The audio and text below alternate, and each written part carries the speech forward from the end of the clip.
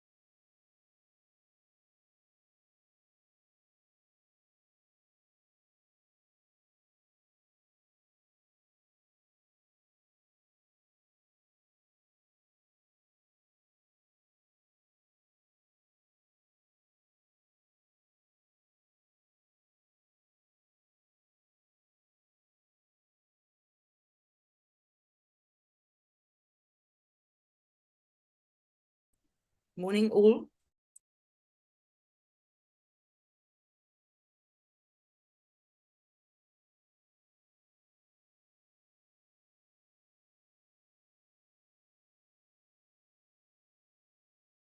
Morning, Honorable Van Dijk.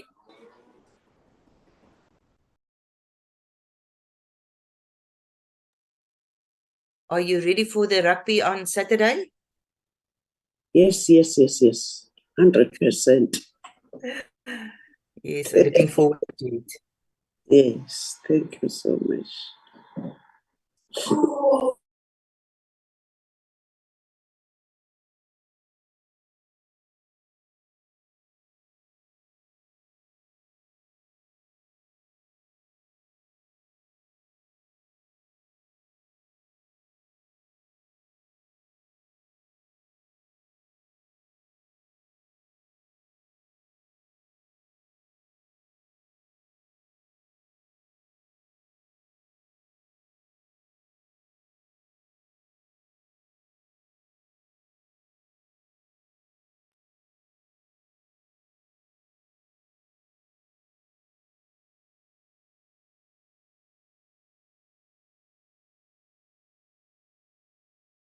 The person you muted.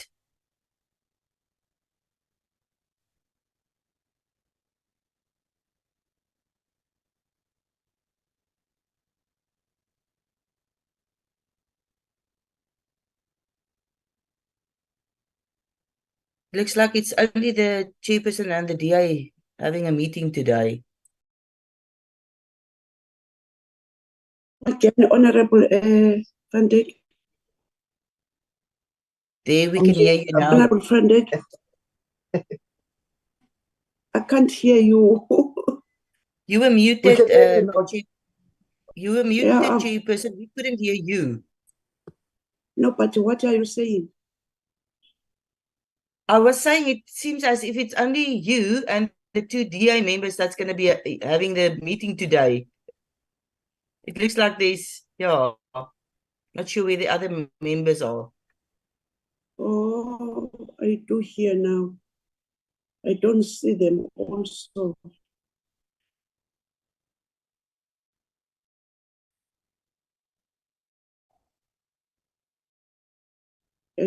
That I'm having the apology of Honorable Dennis with the bad thing which happened to himself of smash and grab.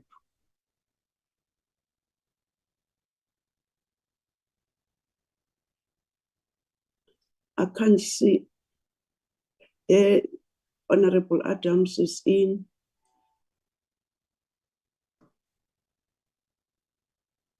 Honorable members, the time is 9 o'clock. I'm looking at the honorable members who have joined the meeting. We are still 1, 2, 1, 2, 3, 4. We are 4.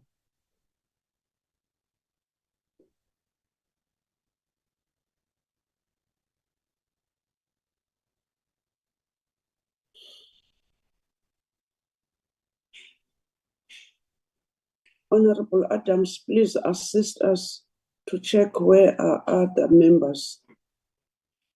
Honorable Mhlongo, I can't say you must check because we've got an apology of Honorable Dennis.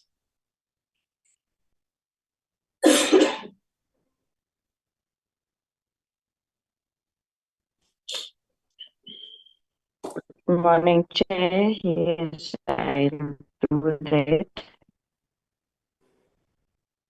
I can't start the meeting. There are no members here on the platform.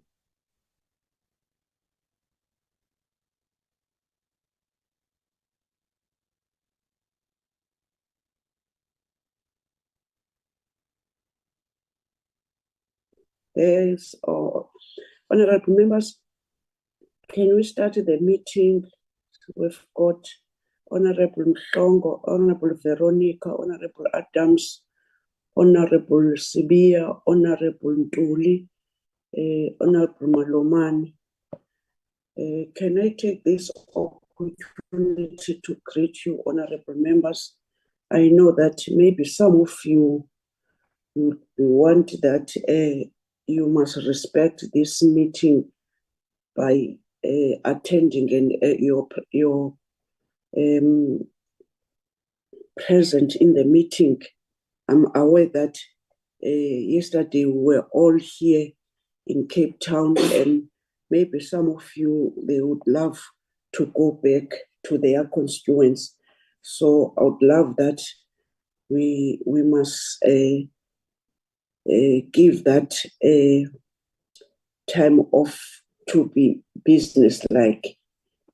You are all welcome. The only thing that I can tell, the Secretariat has told me that they've asked that the department must join us after this item number 2.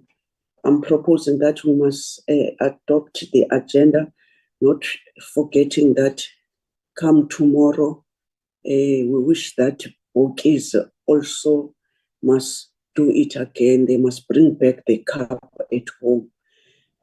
Also the cricket, we wish that they must again win the match that they are going to play. So let me not do any other political remarks or any remarks of the committee. I would love that we must adopt the agenda.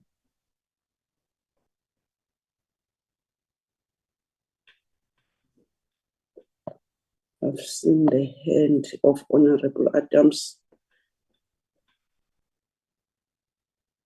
Honorable Adams. Excuse me, Madam Chair. Honorable Malomane and Honorable Adams. Come Excuse again. me, Madam Chair. Yes. We do have apologies, Madam Chair. I think we should do apologies before we adopt the agenda. I thank you. May I have apologies as well? Thank you and good morning, Madam Chair, and to the committee members and colleagues. We do have an apology from Mr. Joseph, who had an experience of a smash and grab and is busy sorting out his documents. And also we have an apology from the minister who is attending to a official business in France. Thank you, Madam Chair. Thank you so much. Honorable members, can I call, thank you so about that, Honorable Adams. Thank you, Chairperson, and good morning, Chair. Good morning, colleagues. Good morning, all on the platform. I wanted to move on the adoption of the agenda. I thank you. Thank you, Honorable Adams. I've shown the hand of Honorable Malomane. I still want to say something. Thank you, Honorable Chair. Greetings to everyone. I'm seconding Honorable Adams with the adoption of the agenda. Thank you. Thank you, Honorable members. Let me give it to our contact advisors to table the report to us. The meeting now, it's officially open. Thank you. Good morning, Chairperson, and good morning, members. I will just share the report that was circulated by Zoleka yesterday.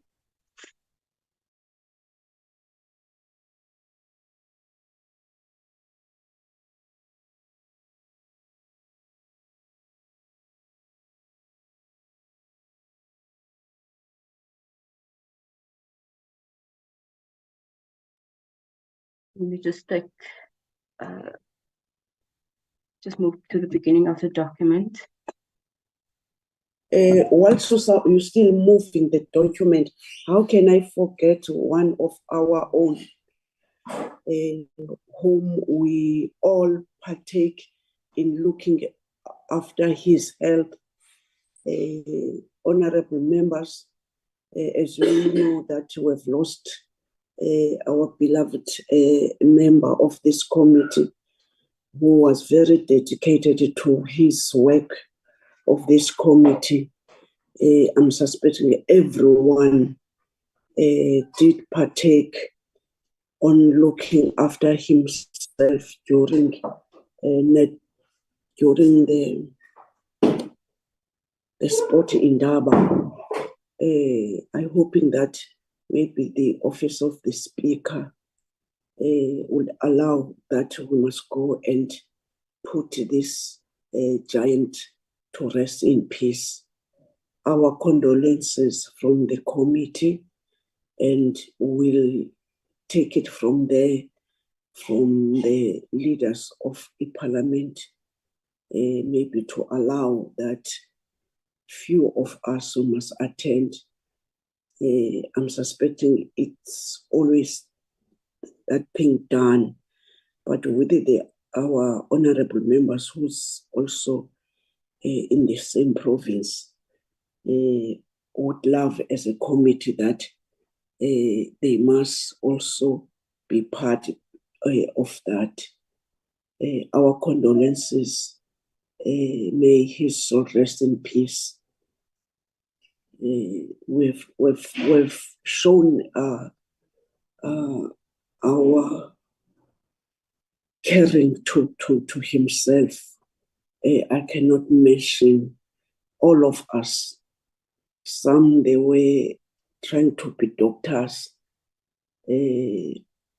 Some, they were taking care of himself, that he must go now, he must go and sleep. Honorable Mhlongo must accompany him. All the members will go and speak to himself. Please relax today. Please take easy. So really, we've lost someone who was very passionate about his work. I'm not sure whether there are members who want to say something.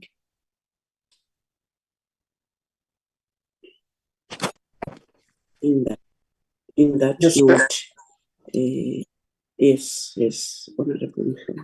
yes, Chair, we concur with the passing away of Honorable Member Smith and Sibhlungu, but we are saying a farewell. He was a good soldier, and we think we'll miss him, and we're going to pay respect when they will tell us when we're going to do that. May his soul rest in peace. Thank you, Honorable Mhlongo. On that note, honorable members, Fiona, I'm very sorry what I've done now to stop you whilst you are about to talk to us. Thank you so much. That's all in order. Thank you, Chairperson, and thank you for that tribute to Honorable CBC. Let me just pull up this document. So, members, this has been circulated yesterday by Zuleka. The overwhelming majority of the information contained in the document is what members have already seen in our committee meetings. And so I will just, because we are pressed for time, I won't read through everything.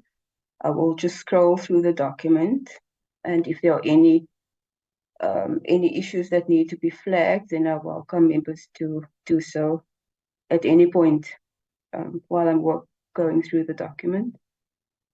I think the most important part of the document would be when we get to the committee observations and recommendations, because that is what's critical for the process of the BRRR. And that would be where we would really value the input of the members. So I'm just going to continue scrolling through the document until we get to that point. Unless, Chairperson, there's anything you would like to say up front?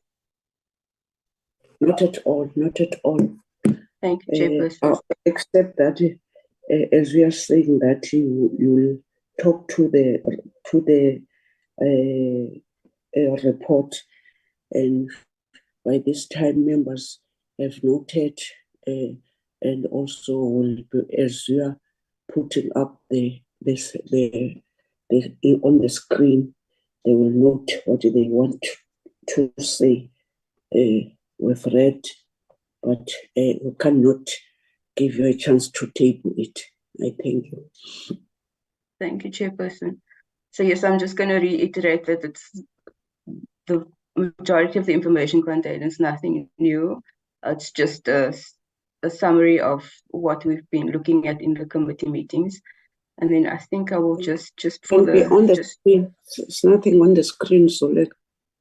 Whoops, sorry about that, Chairperson. Let me just see what's happening here.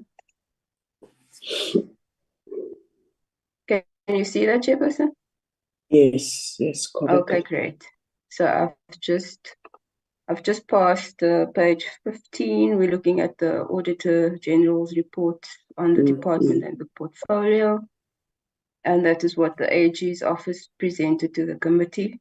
It's just a summary of what they presented. And then a snapshot of the portfolio, the movement in the audit opinion, and I noted as they did the slight regression in the movement. And then highlighting the key insights as they did in their report. Then looking at just giving a brief overview of the department's human resources environment, noting the vacancy rate, the problem they're having with filling positions because of internal promotions. Then an overview of the non-financial performance of the department, which looks at the APP targets achieved and not achieved compared to the budget spent. Sorry, and then also looking at some of the achievements per program. So we're going to program 3, program 4. And then we looked at the first quarter of the current financial year, which is from April to June this year. And that was also presented to the committee. And once again, it's just a summary of what is contained in the presentation to the committee. Looking at expenditure analysis per program for all 4 programs. And then per economic classification. And then again, looking at non-financial performance, where we compare what was achieved and not achieved versus the APP targets for the first quarter. And then a summary of the public entities and sport and recreation bodies that presented to the portfolio committee. And then we have the South African Heritage Resources Agency, SARA, the summary of their presentation and key achievements, budget and expenditure, irregular and fruitless and wasteful expenditure, and the audit outcomes. And similarly, looking at the Pan South African Language Board, just an overview of their service delivery performance, including budget and expenditure, audit outcomes and irregular and fruitless and wasteful expenditure. Then Athletics South Africa. So for each entity or body that the committee engaged with, there's a similar pattern in terms of reporting. So we look at the performance environment for each of them. And then it's South African Institute for Drug-Free Sport.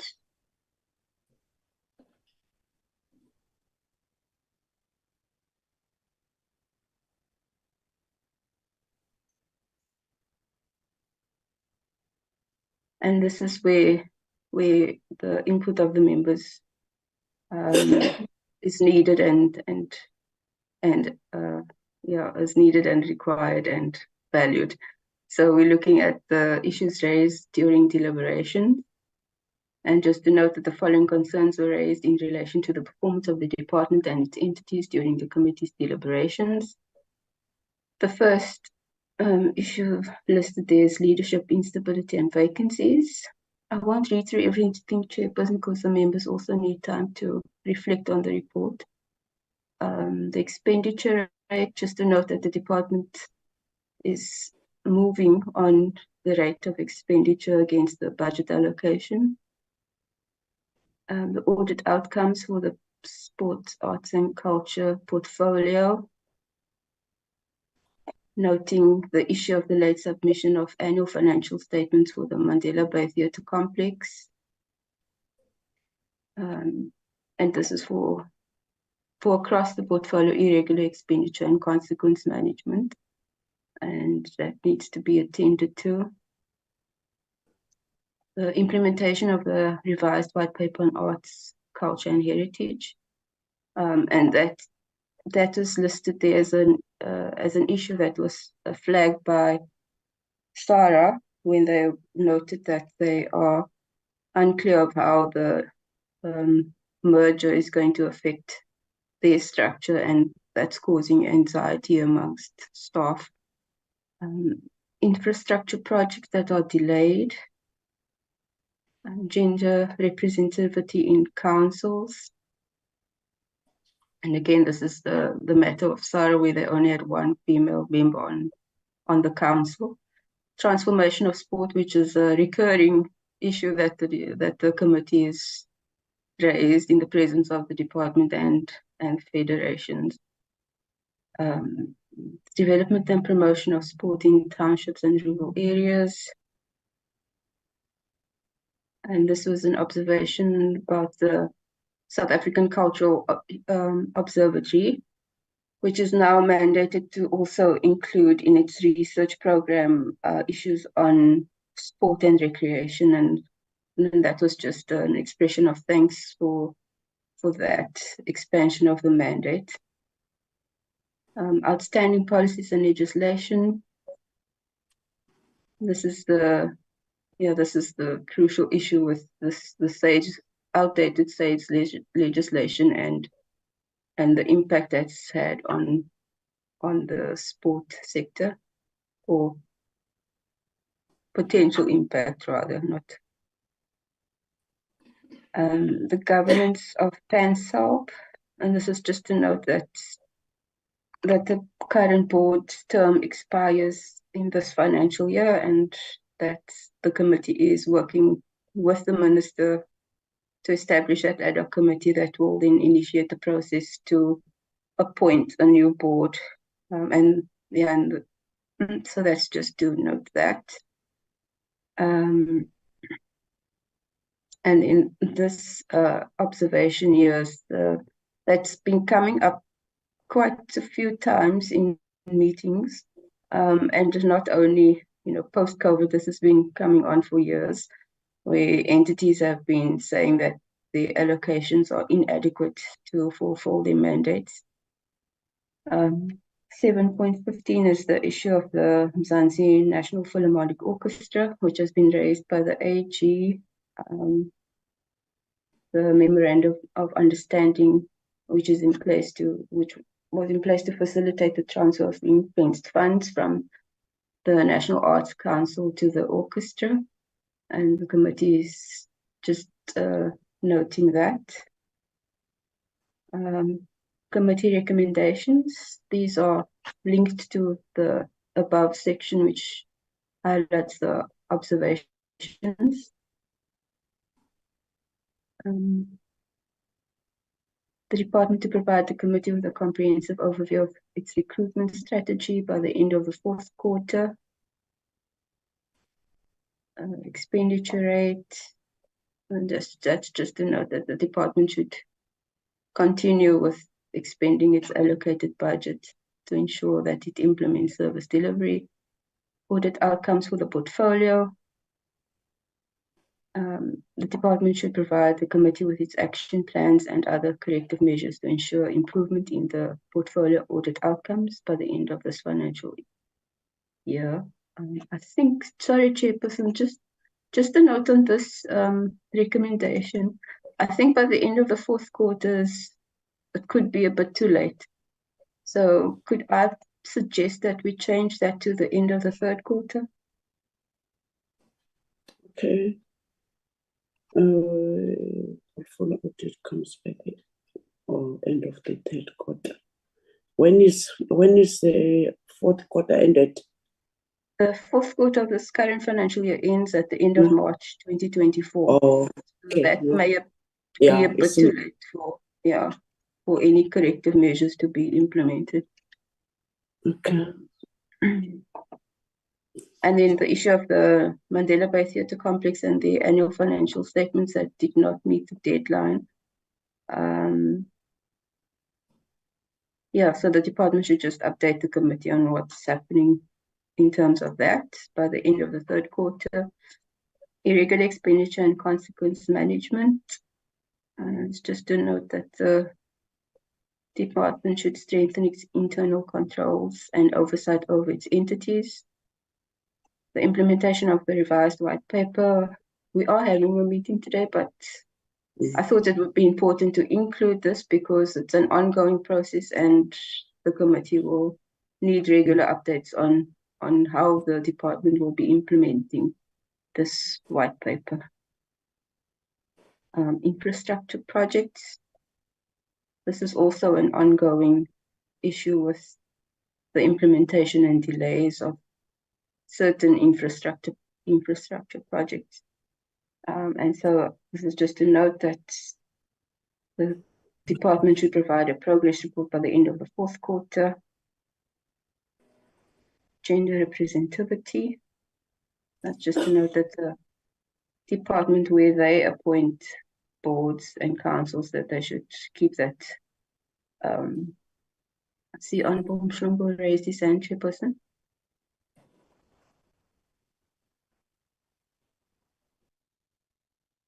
Chairperson? Hello. Chairperson Honorable Mhlongo raised his hand. No, I wanted to close my mic because of this noise outside. What do you want to say?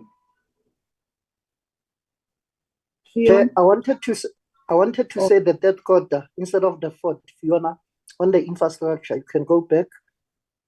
No, it is corrected. The fourth, you said the fourth quarter, even the okay. third quarter. I see. Okay, Honorable. Yeah, because the third quarter could also again be a bit too late for anything to be implemented there. So that's corrected. Transformation in sport. And this is the matter of the EPG report that needs to be compiled and then presented. And then again, I see fourth quarter. So I'm not sure if that should also be I'm moved seeing a bit the hand earlier. of Honorable Song, why your hand is up? You wanted to correct this? Yeah, this again, third quarter instead of fourth quarter. Apology. Oh, no problem. Thank you. Thank you, Chairperson. 8.10, the development and promotion of sport in townships and rural areas. And that's just to note the department and the national federations should work together to strengthen the efforts to increase participation in sport in marginalized communities. The South African Cultural Observatory research. And that's just the recommendation that it should be, the research should be directed towards understanding the impact on the economy of sport, inclusive of all sport codes. Outstanding policies and legislation. Again, this is just a brief summary of where we're at with the outdated SAIDS amendment bill. The outdated SAIDS legislation and the current situation with the amendment bill. And then the governance of PANCEL.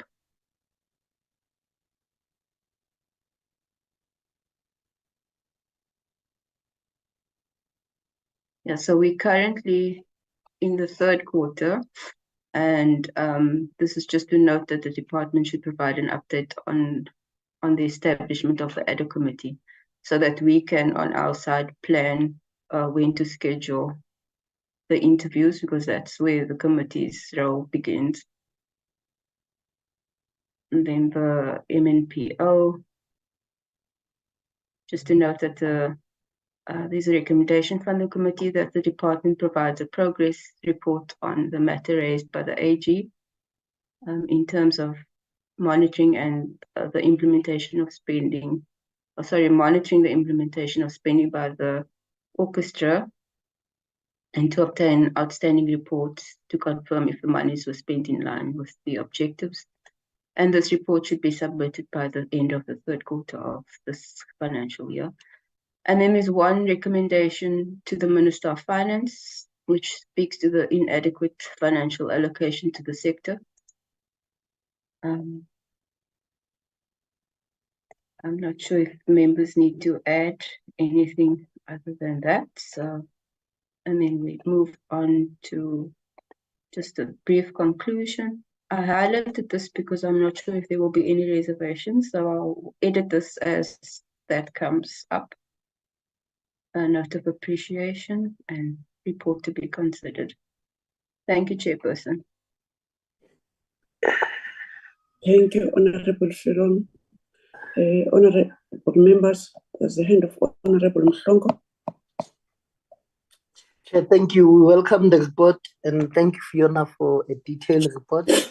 But I just on a lighter note, you highlight the reserve of the rights. I think it's culture of this meeting, but nonetheless, I wanted, Chair, just to echo, it's not to echo per se, but to raise a concern. We now and then having this report, but the implementation thereof, it's not happening. We have a recommendation. I can go back to several years, but the implementation, therefore, we cannot even monitor that. Now, what mechanism are we using to, the item will be approved in Parliament, but the recommendation thereof are not implemented. Now, how are we going to do to foresee or to monitor what if they're going to implement what we've recommended? Any other hand? Thank you, Honorable Mhlongo.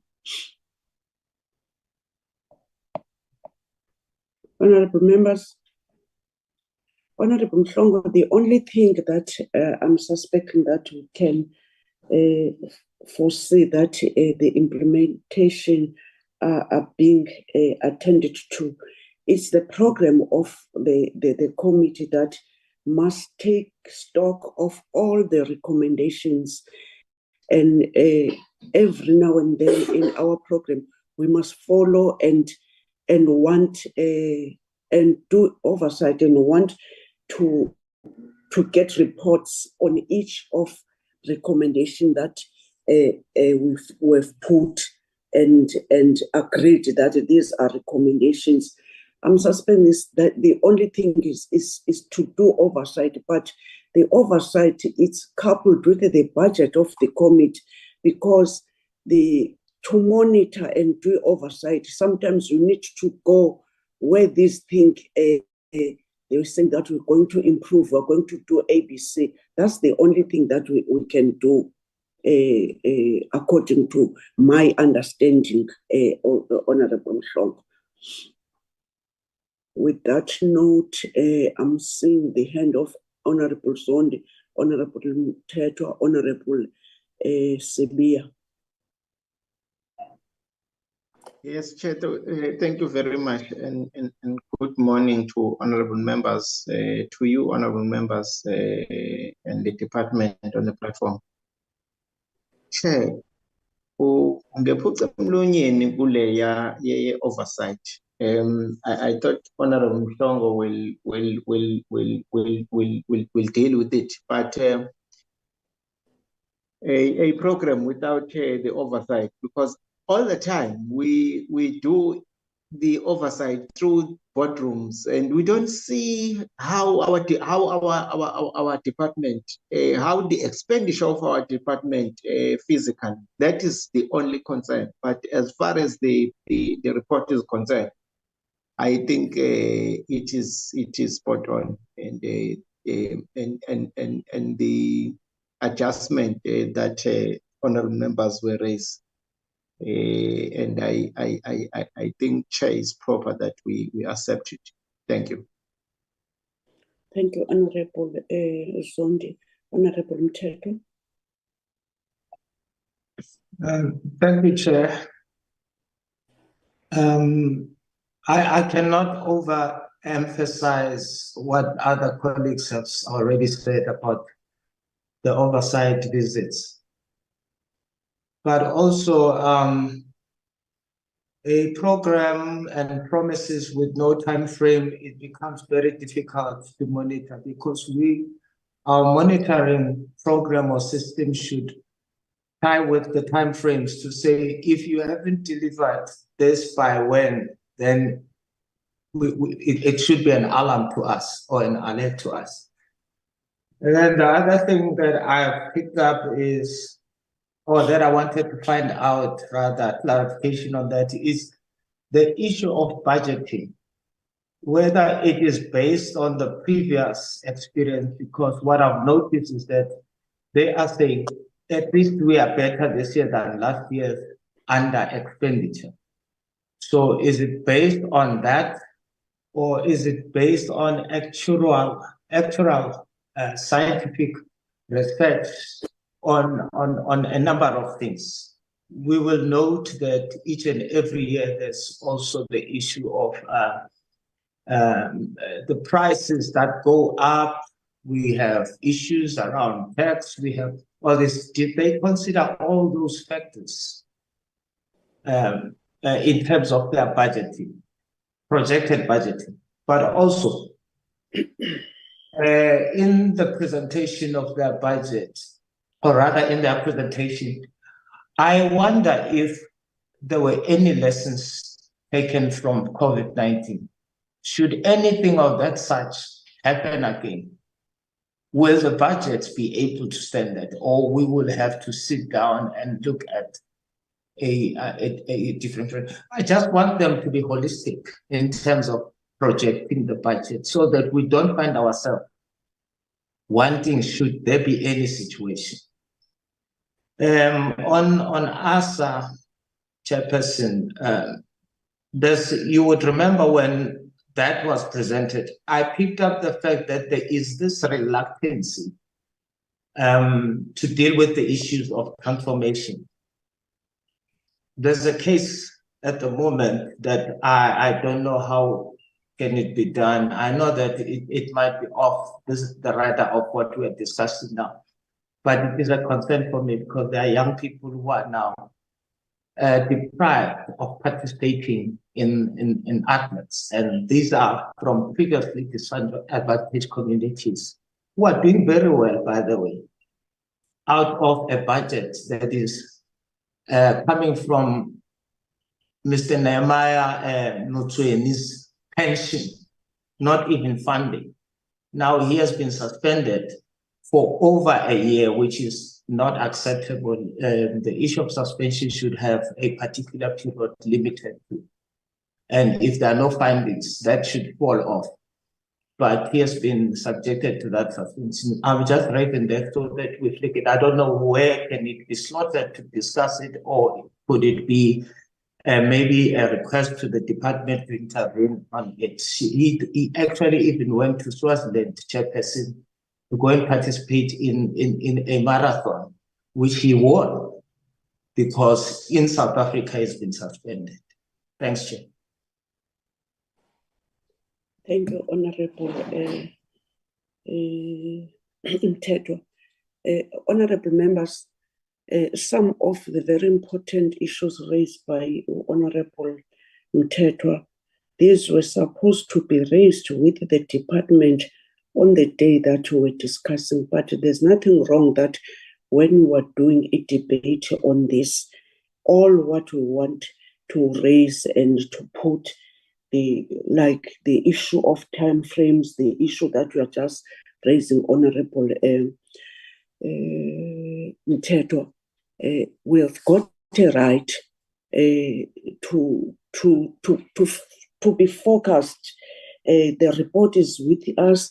we did discuss with the AG and with the department if we want to add more things, especially when we're talking about term frames of recommendations and all what you are saying, as we're aware that this 11%, which is improvement, it's not a child's play, because they always departments not doing 100%, but the little that is improving, we need to put emphasis, but the emphasis now is with us in our debates. I thank you, honorable members. Honorable Spear. And thanks, Person. Greetings to everyone. I think previous speakers have covered the lack of implementation is killing us. And we also know the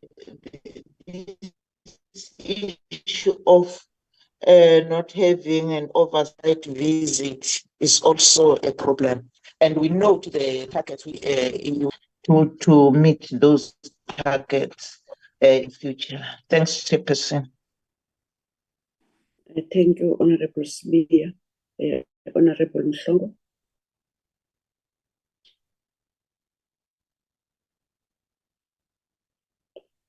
Honorable Mhlongo.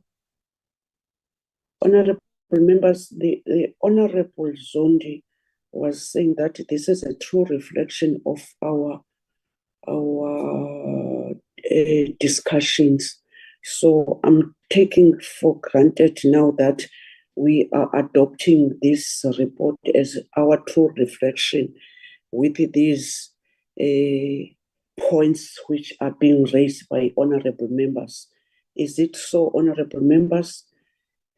Chair, with the highlight of a reservation of the rights, Okay. we as a DA, we still reserve our rights. Thank you, Honorable Mhlongo. Honorable members, we do accept this report with reservations to Honorable Mhlongo, the leader of the party. So can I hear from you, Honorable Mteto? Thank you, Chair. I move for adoption of the report with the amendment. Yes. You are seconding Honorable Zondi, Honorable Mteto. No one was seconded, Honorable Zondi. Honorable members, let me take this opportunity to thank you. You know, I can tell you that Fiona wrote this report as a collective, but honorable members, it's not easy to be a chairperson. They'll bounce to you asking, have you read? And when it arrived, I was still far in Newcastle on the bereavement, and I had to look at some things that I felt that my dial was not with me, in order that I must look at your contribution, but thank you, Fiona, with your collective. This is a very good work that we are doing. We are nothing without you guys.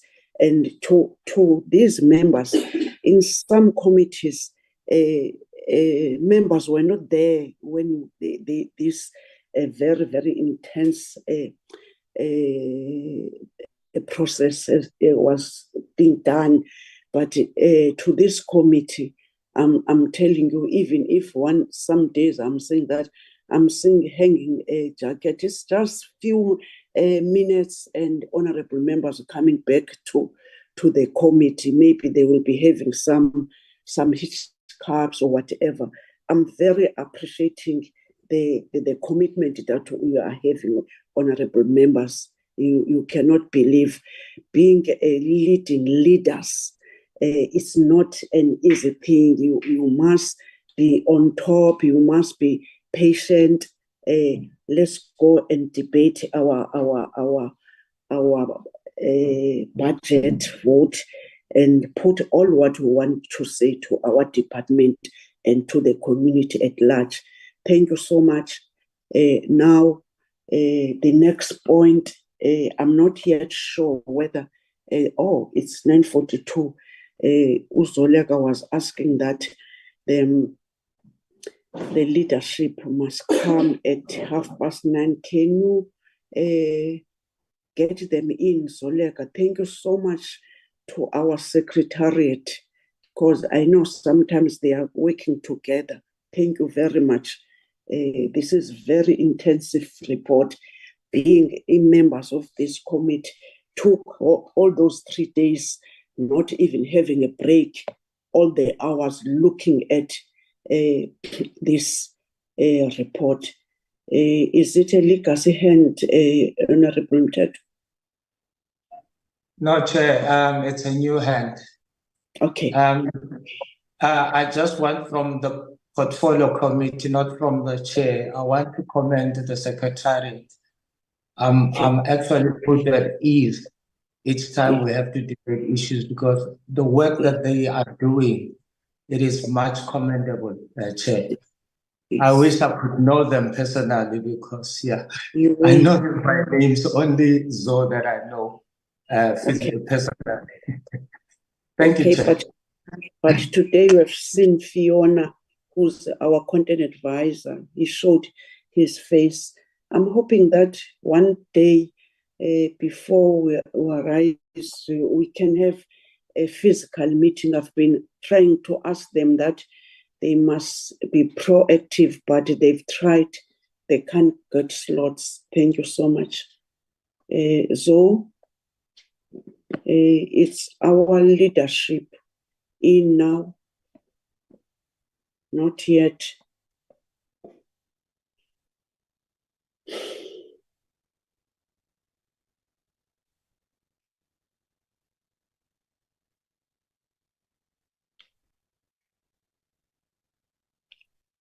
Zolega.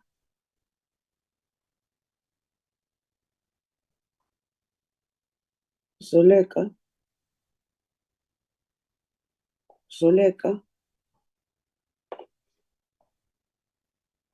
Jabu.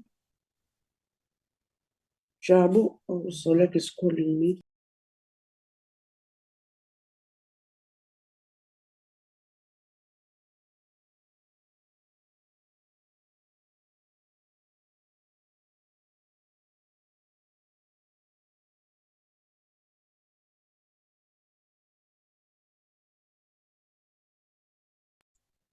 Honorable members, Zolega was just been cut off. He's trying to rejoin. He doesn't know what happened. So just few minutes in order that when she is in, she must also to try that the department must come in. Chairperson? Hello, Honorable Nhlongo. I think maybe just to finish with the item, it's supposed to say submission of the names. Yes. We're not discussing them today. I think we can deal with that because we've received holder is card just to assist. Yes. We will find with the submission made and we'll discuss them on Tuesday. That item, we've noted the items, the CVs sent by Uzole. Okay, honorable members, the honorable members are confirming that they've received the CVs and the names, and let's note that, and then we'll deal with that point on Tuesday. Thank you, Honorable Nhlongo. You are assisting with this limited time, and which I know that, as I've said, when we are leading leaders, we must know that when they're in Cape Town, they're also having constituencies that they are rushing back, and the flights are not that enough. We've dealt now with the point of Penslab. We have noted and that we're going to deal with it on Tuesday. Thank you, Honorable Nhlongo. Whilst they are still, I've seen Dr. Kumalo is in now. Once Dr. Kumalo, the DM is in. Thank you. Honorable, the Deputy Minister who's leading a delegation today, we welcome you. That you made your miracles there. You were having the spirit of the first president who was coming back home with them, the cup. It was not an easy game on that game. Some of us were looking at rural areas. Honorable members, there was a time that I had to leave everyone inside the house. I was panicking and get out of the house, thinking that I'll come when I'm hearing the screamings. So thank you so much. I can imagine when you were in that stand, especially when it was 2 minutes, I was saying anything can happen. Thank you so much, DM. You are welcomed. We did get an apology of the minister that he is on his way.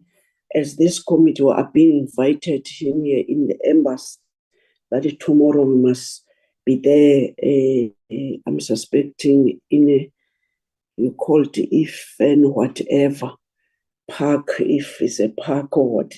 So we'll be watching here in Western Cape tomorrow, hoping that really the bogies or the boys will come back with the cup. You are welcome. Deputy Minister, now we're dealing with 2 items in the agenda we've done. We are left with your presentation of the revised white paper. We're trying to be very fast because you were all in, and I'm suspecting it's only myself who's got a constituency in Western Cape.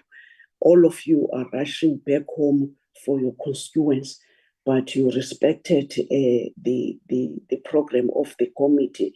Now we are giving you to tell whom you are leading, and if there are any further apologies.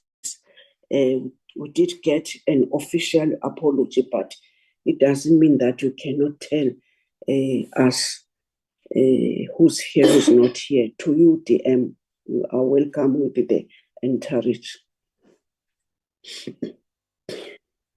Thank you very much, Chair, and good morning to the honorable members. Okay. Honorable Mhlongo, it's Bob Friday today. I hope you are wearing your T-shirt there. We are. I'm not yet seeing him though. Okay. Yeah, DM. no, thank you so much, Chair. Without any waste of time, I'm going to hand over to Acting DG, Dr. Kumalo, who's going to say who is in the delegation and also lead the presentation on the white paper.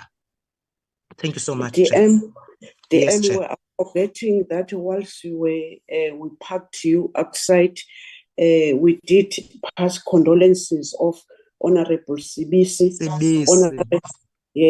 Honorable Sibisi. We were part with him in your sport in Daba. He was very sick, and we were all taking care of himself, trying to even to give him some pain tablets. Others they were escorting, asking, take him back. He must not come earlier. Go and wake him. But I'm suspecting Liso Chalifele Mpini. We were saying that we will be waiting that he speaker in the parliament, that they will be allowing us to go and pay the final respect. Thank you, DM. Thank you so much, Chair. We are so saddened as the department. I didn't even know that he was sick. I saw him there, that he didn't look well, but I didn't know he's so sick. But thank you so Yeah. much. As the department, we will also would love to hear the dates and when you go, we will go and visit. Thank you so much. Okay. I'm handing over to Dr. Stella, but I see Honorable Mhlongo's hand is up, Chair. Honorable who? Oh, Mhlongo. Honorable Jomani. Chair, I'm disappointed by the Deputy Minister. Ohamba one uyashiya. Can it be noted ukuthi I access a minister with Deputy Minister? Akanaso isipaji sokusikhwelisa niyeka abantu abanesipaji Ya, sekomiti yethu. Yeah, We were all love, even if 3 of us to go, but as you know, I reported to you what the Office of House Chairperson was saying to me. I can repeat, it was not a secret. She said, what oversight, even if I can apply on behalf of the committee, we are not going to be allowed. It's unfortunate that we don't have sponsors. Also said, hey, Chairperson, I don't feel good that our committee, let alone you, Chairperson, but the committee, but even the Chairperson, can we get sponsors? I said, no, we don't know sponsors. We'll always depend on Samaritans. So, UDM would love ukuthi asibeleke hambe nathi sonke, but thank you DM, thank you Honorable Mhlongo. Dr. Khumalo, Acting DG. Thank you very much, Chairperson, and good morning. Just showing my shirt. Good morning to you, Chairperson, honorable members, and the Deputy Minister who's leading us today. I am trying to switch off my, sorry, Chair, I was just trying to get to my video. Yes, before I get into the presentation, I think you are wanting me to indicate, Chair, who's here. Yes. See, the colleagues have blocked me. Now I can't see it. Chairperson, I am here with the Deputy Director, Ndima, who is leading Heritage, because we're coming here to discuss the revised white paper. It's myself heading the Arts and Culture Promotion branch, and DDG Ndima, who's heading the Heritage Promotion and Preservation branch. The other 2 DDGs, we have excused them, Chair, to deal with other work commitments, so they would not be part of the meeting today due to the topic of discussion. We are accompanied by officials within both these branches. In my branch, Arts and Culture, we have the Chief Director, Mr. Charles Mabaso, and we have several directors that are here, Mlelek Iletimo, just to give you a sense, as you see the names there, of who all these people are. We have Miss Nontutuzelo Sikabe. She's using her iPhone, so it says Nontutuzelo's iPhone. So that's one of the directors in the unit. We have Miss Masana Chikeka. She's also the director within Arts and Culture. One is Performing Arts, the other one is the non-performing arts, visual and design, that's Masana. We also have Themba Lutuli, who is within Performing Arts under Ms. Sekabi.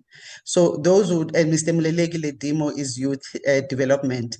Those would be the directors and the chief director from Arts and Culture who are accompanying me in terms of part of the branch work. And then as part of the branch from which the DDG Ndima comes from, we also have directors that are present here. We've got Mr. Pagamani Mtembu, is from Heritage Branch. Mr. Themba Mabaso is here.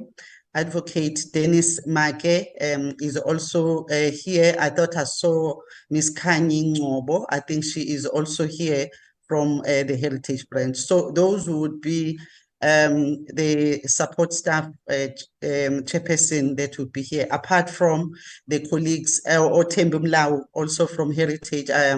I'm hoping I'm not missing anyone.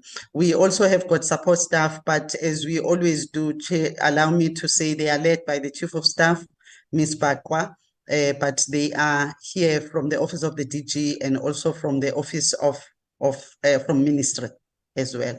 So the apology for the Minister, you have already acknowledged, Chairperson. Thank you. Thank you, Acting DG. Can I then proceed, Chair? Or, yes. Okay. Ludwig, you can then put up the presentation. Thank you very much. The presentation on the revised white paper, Chairperson, is going to be led by myself. That is the first half of the presentation, where I would be dealing with the arts and culture part of this implementation process. And then I will hand over to Didi Chindima, who would take you through the second half of this presentation, focusing on the issues of heritage. I seem to be having a bit of a challenge in seeing the presentation on the screen, Chair. I don't know whether it's just myself. All of us, it's not yet in. I don't know what is this, which is on the screen. Can you talk to it whilst they are trying? Okay. The presentation covers, in terms of the first slide on the table of contents, it covers the background, because we just want to go briefly into the background, Chair, and then we'll go into the details with regard to the short-term interventions and the long-term interventions. We are, as I said, the approach is we are going to start with the arts and culture, but just briefly, Ludwig, the presentation is not showing yet, but I am going on. Just please try and get the presentation up on the screen. In terms of background, Chair, the arts, culture and heritage and the creative industry sector, we would probably all agree that it was negatively affected by the previous regime, as well as all other aspects of human, social, political and economic life of the people, particularly Black people. There was a skewed allocation. It's showing now, Ludwig. Try and go to slideshow. Yes, I'm on that. Yeah. There was a skewed allocation of financial resources, infrastructure in terms of distribution, and even the skills development, which was in favor of the white people. They then funded cultural institutions that served audiences across the racial divide, were allocated in white areas, and Black people were barred from accessing them. The education system of Blacks did not offer arts education, and there were limited job opportunities in the sector for Black people. Going on with the background on which the white paper is based, Chair, we also want to just highlight that upon gaining power, the democratic government regarded the culture of the majority of South Africans as one of the instruments of resistance to colonialism and apartheid towards the achievement of political democracy. The priorities of nation building and development determine that the energies of culture of resistance be rechanneled in order to promote and sustain the following: a culture of democracy, development of human rights, the fulfillment of the entire range of socio-economic aspirations of the country's people. Just going on, Chair, onto the last slide, talking to the background of what informs the white paper and also the route and the process that was undertaken in as far as this white paper is concerned. The government adopted the white paper on arts, culture and heritage in 1996 as an articulation of its political or policy stance. The white paper describes the purpose of the then department as creating an environment conducive to the promotion, protection, and realization of the full potential of South Africa's creative industry sector. This white paper was revised in 2017 to suit the status quo. It came with recommendations that serve as its implementation. These are captured in the slides that we are going to cover, and we'll be then talking to the progress, Honorable Chair. The revised white paper asks us to consider the celebration of cultural diversity, possibilities of the social cohesion, nation building, regional integration, and global solidarity in a world of differences. I want to just indicate that our approach in this presentation, Chair, was to focus on the areas. It's a very long document if you go through the white paper itself. But for ease of reference and just to allow the flow, we have then clustered the interventions as depicted in the white paper, as according to the nature of the interventions. So there are, we'll start with the short-term interventions that we started implementing in 2021. And we'll talk to where we are in terms of those interventions, Chairperson. So the first cluster is falls under the intervention in the white paper that talks to the formulation of policies and strategies. And there is specifically three areas that we cover in as far as that is concerned. The first one is to establish a South African Book Development Council as a statutory body to conceptualize, draft, and implement a national book development plan using the objectives, principles, and proposals in the revised white paper. So that is what the white paper says. So what has happened subsequently as we began to implement, I need to just start off that the department prioritized the books and publishing function within itself and has actually set up a directorate. At this point in time, due to financial constraints, and we have the director responsible together with the deputy director who are running the books and publishing unit, working with other stakeholders within the sector itself. So what has transpired in as far as what the white paper says, Chairperson, is that there is an advisory task team that has been appointed to work on the development of the national book policy. The advisory task team in this particular case was nominated. The individuals were nominated by the sector, the books and publishing sector itself, and it made proposals of the names of the people to be part of this development of policy, as it were. They have since, after working for about a year, submitted a draft of this particular policy, and the process is going to be taken for consultation stage. It, however, became important that we bring on board also the skills and the competency in a form of a service provider. That process was undertaken, advertised to source that particular service provider, because there is an expertise that is required in terms of policy development besides the content that would be provided through the sector representation. This service provider will also assist with consultation and finalization of the policy, very similar to the process we followed in the next in the development of the next policy. The next policy, which is in the next slide, as stipulated in the white paper as well, is the establishment of a theatre and dance policy. We are happy to report, Chairperson, that we are now quite advanced in as far as this is concerned. It started in 2021, as I indicated. The draft policy went through a very comprehensive policy development process, including provincial consultations with the sector, issuing of the public notification for written submissions, culminating in a policy conference. The policy was approved in August 30, 2023 by Cabinet, and subsequently the department has made the public and the media aware through a media press release that was issued. And also we have started engaging with the provinces so that we agree on the roadmap that will take us forward in the process of implementation of this.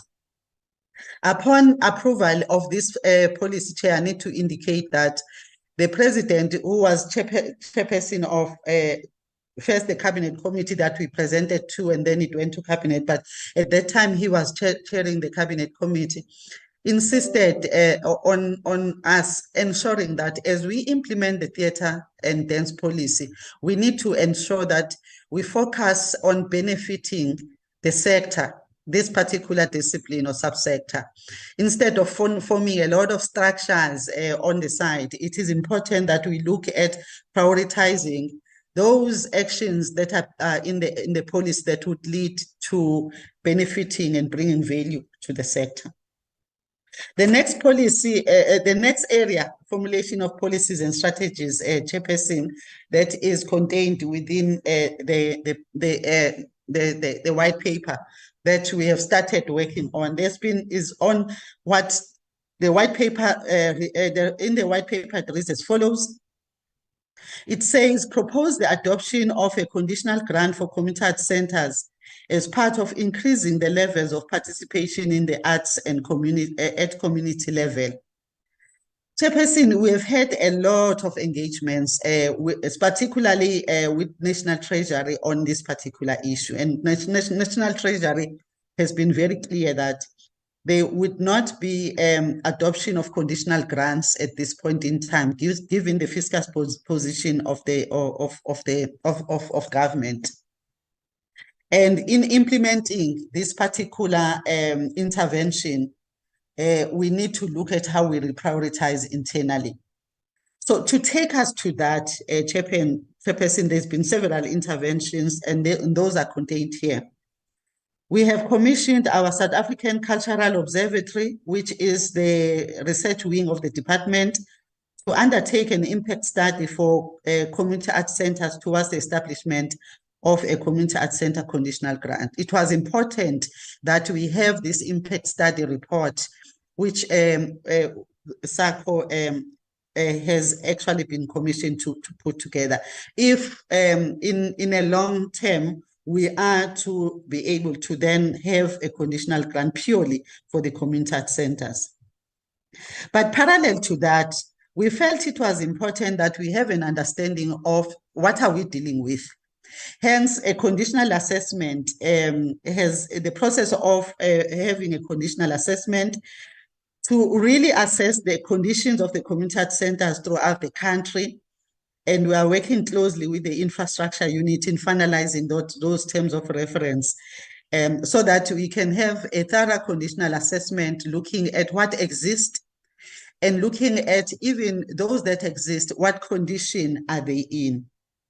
The white paper talks about the categorization of community art centers. For us to categorize community art centers, be it looking at centers of excellence, etc., we need to really have a full understanding of the current condition, hence this conditional assessment process.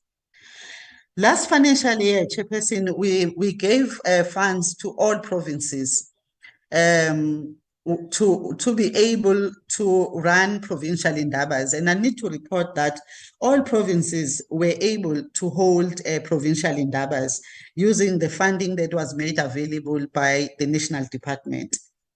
The intention was that to then have a National Community Art Center indaba this financial year, which is informed by those inputs that came from the stakeholders within the community art centers. Most of the provinces already have formed community art center federations, so they are very organized in as far as the functioning and the operation of the community art centers.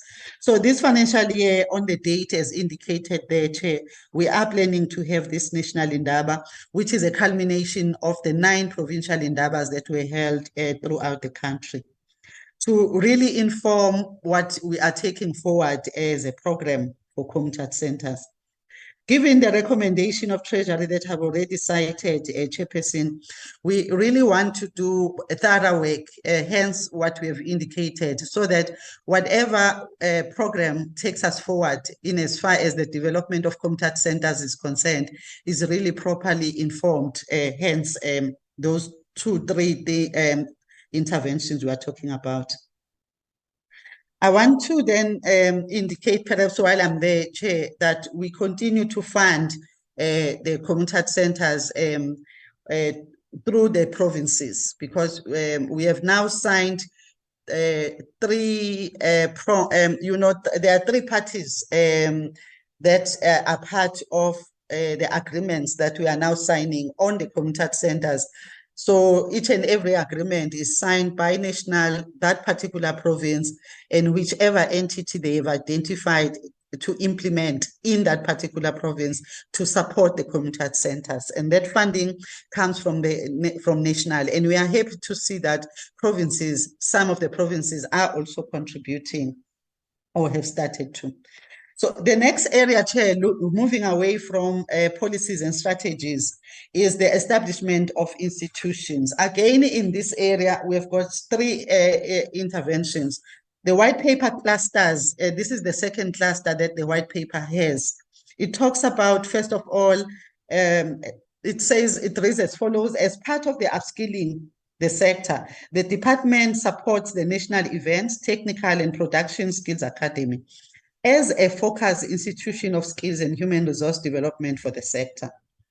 The department, upon commencing with the implementation of the white paper, opted to tighten up on supporting the Backstage Academy of South Africa, also known as SARA. There is a lot of work that has been done by SARA, especially focusing on their Backstage Academy. And just a few weeks ago, they had a very successful summit, which was also leading to the issues of making sure that the program that is being run within the Backstage Academy is really properly informed, and we commend the work that they actually do there. I need to then mention that over the last 2 years, there was a total of about 17.5 million, and there is a committed funding of 24-25, which is the next financial year of 4.3. And this is in line with a 3-year memorandum of agreement that we signed with SARA, focusing on the area of Backstage Academy program, but also focusing on other areas, as it were. This particular amount that I'm citing, we need to indicate that it excludes the cost of renovation of the SARA building, which was about 26 million. The next, so this particular area talks to the area of events, technical and production. A long-term intervention would look at how we take that forward as a department. The second area, in terms of the establishment of the institutions, responds to the clause in the white paper that says establishment of the National Orchestra focusing on the formation of youth orchestras. The National Orchestra has been established and it is currently implementing its programs. This target has, in other words, been achieved in terms of the establishment of the orchestra. The issue of youth is mainly through the cadetship program and prioritization of youth, while not excluding other groups. Just recently, I think a day or so ago, we saw an article that was talking to what is happening, for instance, in the Northern Cape, because the focus here is moving this particular program and making sure that it's not just for certain provinces, but it has got its fillers in all other provinces in the country. This process is managed through the National Arts Council. The budget for this financial year is 21.5 million, and this is included in the NAC annual allocation. The third area, in as far as the establishment of institutions is concerned, responds to this clause in the white paper. Historically marginalized and under-resourced provinces which do not have theatre facilities be identified for development through joint funding and long-term strategic plans. And this is what has happened, Chairperson. The department has identified facilities in the provinces that do not have theatrical facilities for upgrading and new development. And it's 3 provinces that did not have these facilities out of the total 9 provinces that we have in the country. So those provinces are Mpumalanga, Limpopo, and Northwest. So what has happened is that in Mpumalanga, they have identified their Secunda Theatre for refurbishment.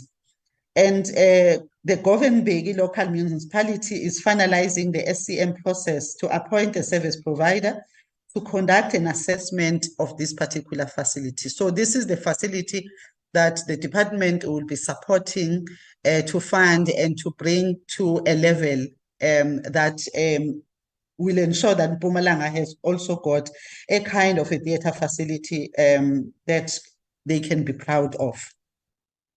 The province of Limpopo, the establishment of a newly built theatre at the construction company tender process. I need to indicate that this particular process started about 2 years ago working with this province. They are now at the stage when they have advised us that the tender documents are with their department's bid adjudication committee for adjudication to appoint a contractor for construction.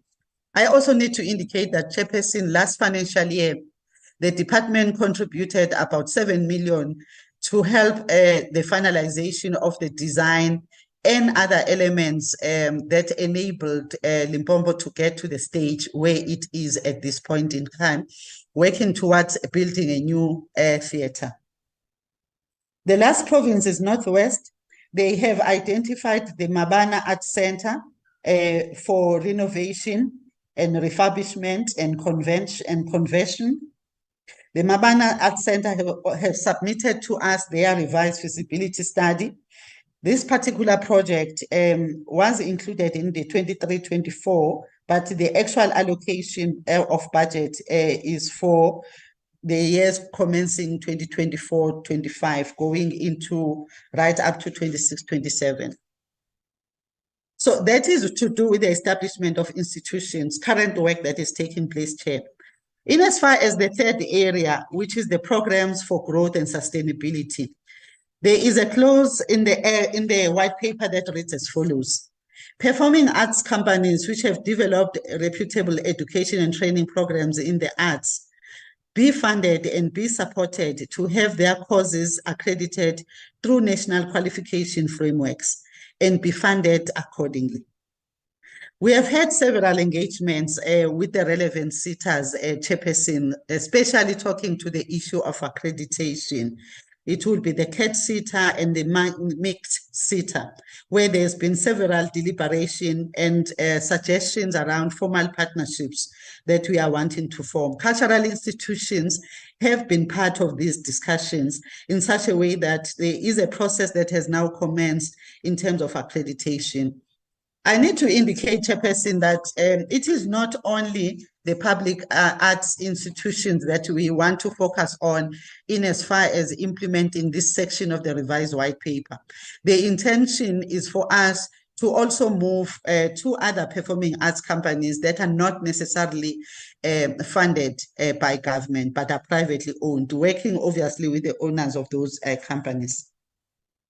The second area in as far as growth and sustainability is concerned reads as follows in the revised white paper. Collaboration with the relevant departments and new funding and support models considered. For obvious reasons, Chairperson, we regarded this as being very important. Obviously, all the other interventions we've spoken about are important, but because of the challenge around funding that has been experienced over years, we then commissioned South African Cultural Observatory, our research wing, to undertake a research on the funding model. And they have since, as of the end of the last financial year, issued us with their research report. This research report on the funding model has been taken through our executive management team, and it's being taken through to our DSAC funding entities. As you are aware, DSAC has got 3 funding entities. This is to align, Chairperson, and to allow them to make inputs into the research recommendations and make sure that there's coherence. The intention is then to take it to the provinces, but also more importantly to corporate, because as you read this research report, it actually highlights the fact that government can never have enough funds to be able to support this industry. And it becomes important, especially if you look at our CCI master plan that was approved last year. The key action plan number 1 in the CCI master plan says improving access to finance and investment. Hence, the need for us to be able to rope in corporate, but roping in corporate must actually be informed by proper research, and we believe that we have done that, and we are able to take this process forward so that we have a new funding and support model that could work for the industry. Chairperson, those are the interventions we are working on as a department in as far as arts and culture is concerned. I'm going to very quickly, without taking too much of your time, go through the other medium to long-term interventions. There are just 2 slides, Chairperson, but it's made up of 4 different actions as taken from the white paper. Stimulation of the artistic innovation through support for artists and cultural practitioners. This work is being done in line with what we reported on working with the sitters. And it has preliminary, it is at preliminary stages. Conduct audits of municipal theatres across the country and develop an implementation strategy for the effective administration and management of these theatres through a subsidy system supported by the Department of Arts and Culture, because that is what it was at that time in the revised work paper, the province and the local metro councils. This is going through a tender process, and we are hoping it won't be affected by the cost containment measures. Recognition of achievement in the sector. Here, the department has gone for the South African Creative Arts Award. Project conceptualization has been done already, and different engagement, refinement of concept, finalization of award categories, nomination and selection process has been put together. Legal processes for the appointment of service providers to deliver the event have also been put together. We are intending as a department to hold these awards in February 2024, Chair. Establish public policies with a focus on developing, supporting, and promoting South African music. I will try and summarize. A lot of work is being done, has been initiated as of the last financial year, going on into this financial year, Chairperson. And it has led to a point where we already have HLT advisors that have commenced working with us in terms of the development of the music strategy. We have letters that have been signed by the minister that have been sent to provinces to make sure that the sector is represented in this process of development of the music policy and strategy. I think 2 or 3 provinces have responded thus far, but we are intending to have the process going on as we have timelines that we are working on within this particular intervention. The last slide talks to the other actions, explore ways in which banks and financial institutions could play key roles in fostering technological innovation and supporting investment in township, cultural businesses, venture capital initiatives. I must say, Chairperson, led by the minister, there are several banks that we have started engaging with, which shows already the indications are that these financial institutions have programs where they support the industry already, the cultural and creative industry. The intention is for us to see how we can be able to work together so that we align that particular intervention to the intentions of the revised white paper. However, with the last venture capital initiative, we are going on with that as a department. The venture capital tender was advertised with a total budget of 75 million over 3 years. Bids will be evaluated and the service provider will be appointed to disperse funds. I'm made to understand that there are bidders that have submitted subsequent to the closing of this particular tender. The intention here, Chair, is to have private partners that we solicit to partner with the relevant. Because of the nature of how a venture capital initiative works, we believe that we need to rope in those private partners to make sure that this program really derives the kind of value we need to. The three next ones also become very important, Chair, especially given how things are in our sector, our industry. The first clause, action coming from the white paper, the second one that I'm reading there says, DSAC will enter into a series of discussion with the Department of Labor, at that time it was called Department of Labor, to enable artists to retain their self-employed status for taxation purposes. There's been several engagements, Chairperson, with the Department of Employment and Labor, and they also have given us some of the reports that they have produced. However, on our side as a department, we now have what we call a social status precarity report, which came out of a study that our South African Cultural Observatory was commissioned to do, and they've completed that study. And the intention is to have it widely shared with the sector so that we are able to deal with the issue of the self-employed status of our artists. Strengthening of existing visual arts, design and craft sector infrastructure for greater sector development. This particular area focuses on visual arts, design and craft, Chairperson, and we need to report that currently the process to develop the design policy has commenced. The process is underway, and a design committee comprising of the sector, because in all these interventions, we want to make sure that the sector is on board, nothing about them without them. They've been identified to lead this process. In the area of visual art, there is a research review that is currently underway, which will be conducted by the end of this financial year. The last area is to implement the MGE sourcing enterprise, also called the Mzansi Golden Market, MGM. There's a very technical explanation of where we are, but if I can summarize, the portal is up and running, Chairperson. We are working with a service provider and SETA to make sure that this portal is in a working order, but it doesn't also, when utilized, let the user down. We have written to the sector organizations and the funding entities so that they are aware of this, because the intention is to use this MGM, this portal, also for the registration as a database, to have a database of the industry, because that is one of our shortfalls in terms of not at all having a database that just gives us a sense of who are we servicing in this particular industry. Hence a need for this portal, which is now up and running and is live. And as I said, there are technical things that have been done working with SETA and the service provider with regard to that.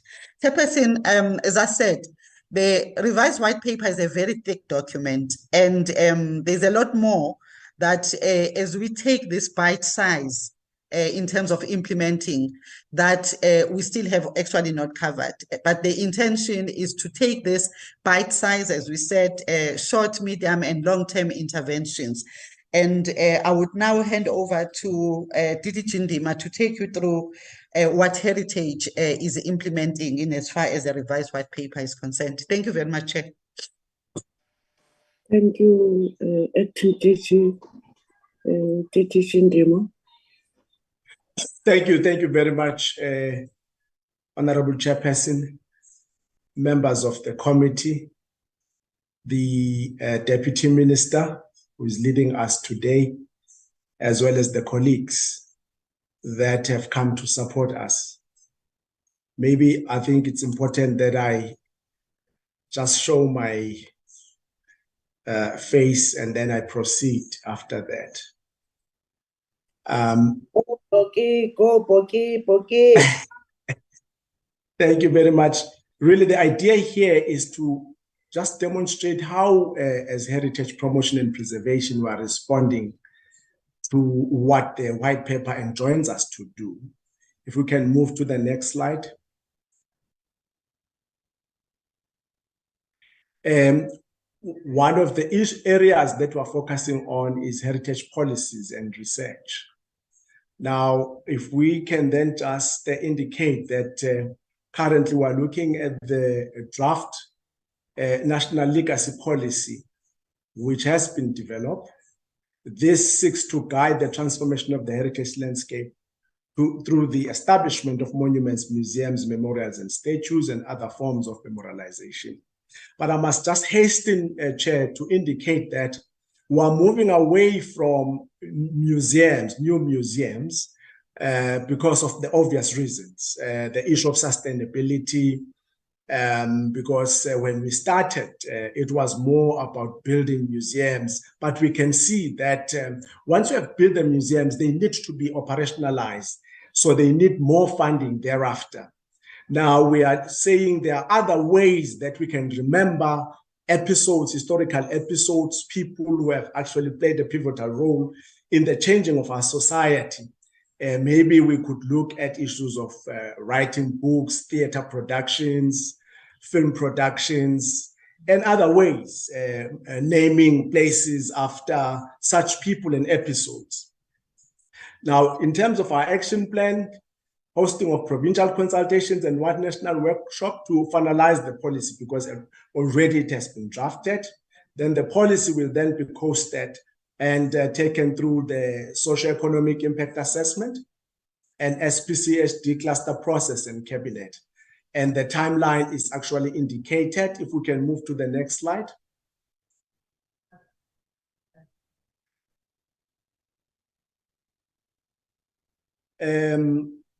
Now, in terms of heritage policies and research, now we're looking at chapter 4, which then talks also about the issue of legislation.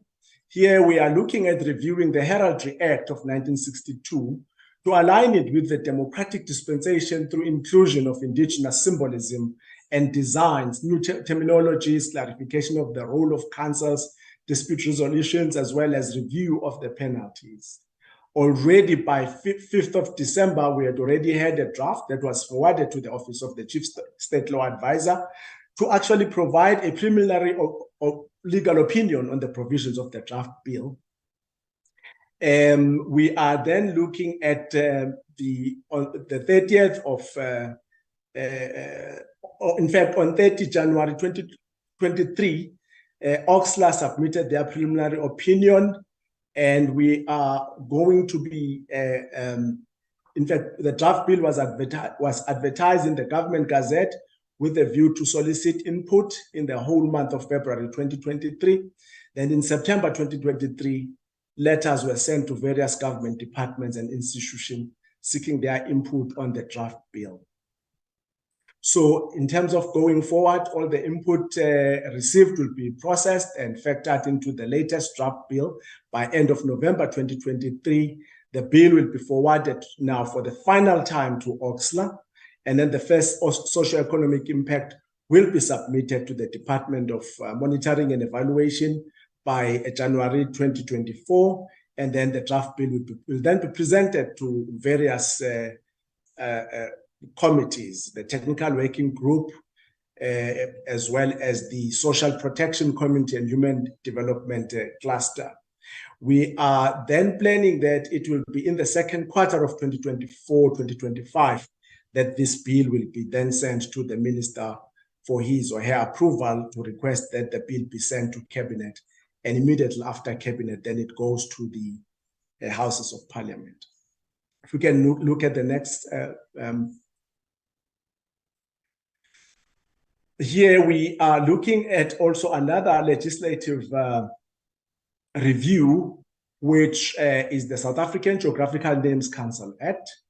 This already work is far advanced. The council adopted the final draft bill at its meeting on 24-25 August 2023.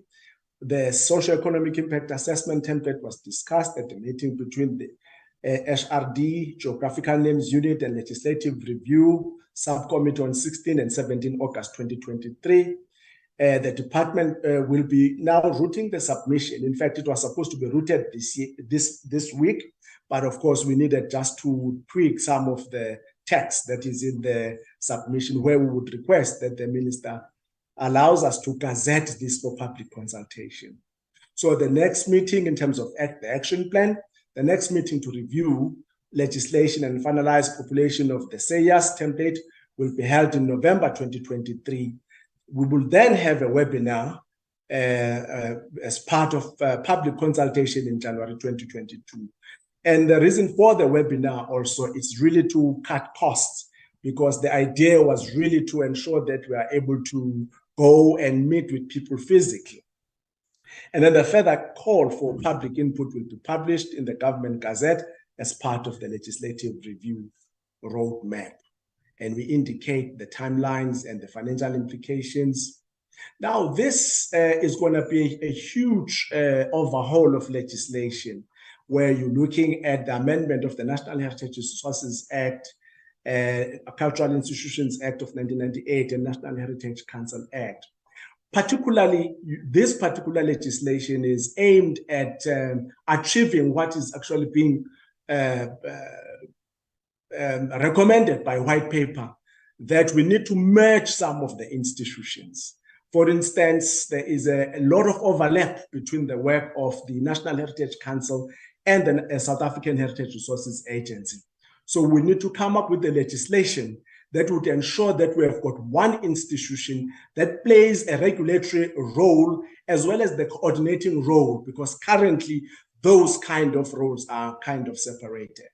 But we are not achieving any economies of scale through that. And then, of course, if you look at the timeline, we're looking at 23 to 2025. If we can move to the next slide. Here, it's more about human resource and also heritage bursaries program to bridge a sector skills gap. Here, we're talking about heritage bursaries that are being offered to different students in different universities. And we are also talking about placing some of those students, once they have completed their studies, to different heritage institutions. That has already happened, because we were, for a very long time, we were busy just producing students, but not giving them any opportunity for work or for the job market. We then approached Treasury to say, can we just take some of the money to ensure that we create opportunities of employment for these students, and they are placed in different entities that are associated with the Department of Sport, Arts and Culture. But also there is 120 interns that were employed during 2023-2024 as part of PESP. And they are really doing a lot of work, but also undergoing training on digitization of films and paper-based records. And you can see the timeline there and the amount of money. So these are things that are happening as we speak. Can we move on to the next slide? Indigenous knowledge systems, also that's what white paper has really enjoined us to do, to look at our hidden knowledges or on our subjugated knowledges, because we know that when colonialism just came to our shores, one of the things that it did was to marginalize our indigenous knowledge systems. So this is the time that we should then be looking at this particular area of our work. So 19 IKS authentication panel of experts has been appointed by the minister. That was in 2021 for a 3-year period. This particular panel has developed a draft strategy and implementation plan which focus on ICH, which is Intangible Cultural Heritage Audit, the inventory, the integrated economic development, education, research and development, and community stakeholder management.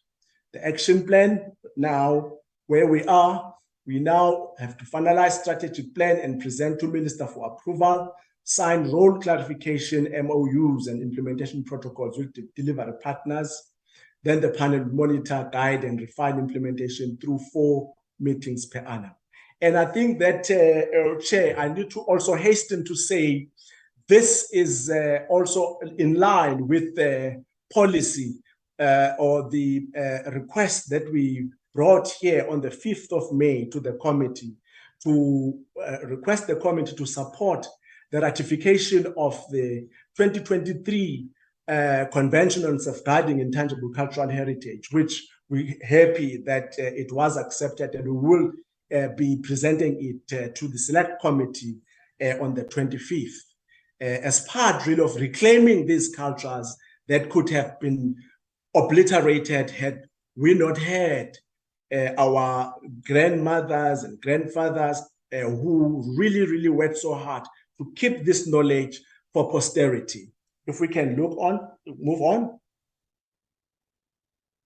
Now, this is more about the amalgamation of entities, and I think that we have had sessions with the committee on the idea of amalgamating entities so that we do not have the proliferation of many entities that are not sustainable. Now, here we're looking at operationalization of newly created heritage facilities. For instance, in this case, we are talking about the Winnie Madikizela Mandela House Museum, which is already complete. Exhibition has been installed. Service provider has handed over the completed house to DSAC, and then the DSAC has transferred the house museum to the Free State DSCR for operationalization. Also, DSAC has appointed a service provider for protection and preservation of the bombed clinic through a glass covering and develop content for the clinic to be an interpretive center. This is an area that we could have left out, Honorable Chairperson, but we would have not done justice to history, because had we not kept that bomb clinic, nobody would know the atrocities of the apartheid regime. So we want to keep this for generations to come so that they can see what was happening in this country in the 80s and prior to the 80s up until 1994. Now, once appointed, the service provider will engage with communities of Brantford and family of Mama Winnie Madikizela Mandela to create and install exhibits and create the bomb clinic into an exhibit and an interpreted space. So the bomb clinic itself, it's an artifact. We want to keep it as such so that, as I've said before, that it must stand the test of time for posterity. If we can move to the next. Continuing with what we're doing in terms of operationalizing newly created heritage facilities. This is a very interesting site, the OR Tambo, Honorable Chairperson and members of the committee. We decided to do something different here, the Garden of Remembrance, but also a small digital library, because the idea was, yes, we've been building museums, but museums, they always depend on visitorship, whether they are visited. But you see, the library is different in the sense that it is of public utility value. 2 weeks ago, I visited Nkantolo. It was so interesting to see young kids wanting to be in that space because it has got free Wi-Fi and you can actually do research as you are in that space. So that's the work that has been done. Now we are looking at fully integrating the operations of the OR Tambo Garden of Remembrance into the Nelson Mandela Museum. We've just reprioritized the baseline to accommodate the recurring 2 million annual transfer to the Nelson Mandela Museum. So we are really also ensuring that rather than have a standalone now entity, it should rather be integrated with the already existing institution. That's what we have done as we speak. Can we then move to the next area? We continue also here. If you look at Ilmuza Hill Museum, also we couldn't make it a fully, as just a standalone entity. It is also has been placed under the Nelson Mandela Museum. And we are really responding to the white paper that talks about the reduction of institutions, the amalgamation of institutions. This is now, we have put this into action. If we can then just look at the next slide, and I think that here also we indicate the amount of money that we have also just shifted to the Nelson Mandela so that they can do this work. We continue also here. We built Matola, Honorable Chairperson, in Mozambique, and then the Samora Machel Museum in Buzini. It's been very difficult for us to then just treat these two entities as separate entities. And we had to then enter also here into agreement with the Freedom Park so that Freedom Park can then be an overarching, provide that overarching governance of these two entities. And they just like fall within the theme of resistance and liberation as envisaged in the amalgamation, the document that was produced by the company that did the feasibility study on the amalgamation of our entities. So we are already putting this into action. Can we move to the next slide? Also here, we're looking at the operationalization of the new entity, Lilies Live Museum, through Freedom Park. You would recall, Honorable Chairperson, that Lilies Live, immediately after COVID, it was adversely affected. And we had to go to Treasury to request that there should be intervention in order to save it, given its historical significance in the national memory. So what we have done now, we are implementing the due diligence study recommendations. The idea is to fully integrate New Lilies Live Museum under Freedom Park, and of course also reprioritizing the funding that is within the department to ensure that we do not create problems with Freedom Park, but we really hand over that entity together with some resources. And of course, our role also being to monitor the implementation and expenditure. If we can proceed.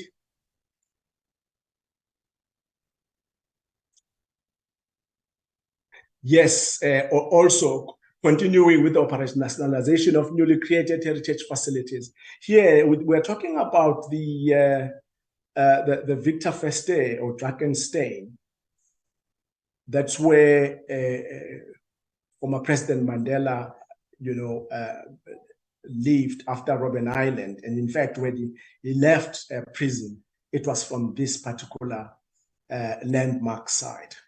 So here, the Minister of Finance has formally supported the gazetting of the Mandela Prison House as one of the museums under Iziko Museums of South Africa. The advert to Gazette was published on 6 October 2023. National Treasury has increased Iziko Museums allocation to operationalize the facility. The NHC, Iziko Museums and Western Cultural Affairs are finalizing a MOU which will determine how all stakeholders work together for the benefit of the facility. Now, the action plan, this is what we are planning to do. We will then officially open the Nelson Mandela Prison House Museum in February 2024. And of course, there has been reprioritization of 2.2 million, which has gone to Iziko so that Iziko can provide an overall governance over this particular museum. DSAC will then monitor the implementation of the business plan drafted by the Iziko Museums and workshop with the NHC for implementation through the Resistance and Liberation Heritage Route, and monitor the utilization of the National Treasury, approve funding for the operationalization of the Mandela Prison House. If we can move. Yeah, we're talking about the museum planner, which is also about the transformation of the heritage landscape as envisaged in the revised white paper. Now, Chairperson, I want to clarify this point here because the question will be, we have been talking about Sarah Bachman Center of Remembrance, and we know that it is not yet completed, but as I was looking at this presentation this morning, I was just thinking that maybe it might be a good idea, as members had said, they might just want to go and look at this facility at some point. The facility is almost complete.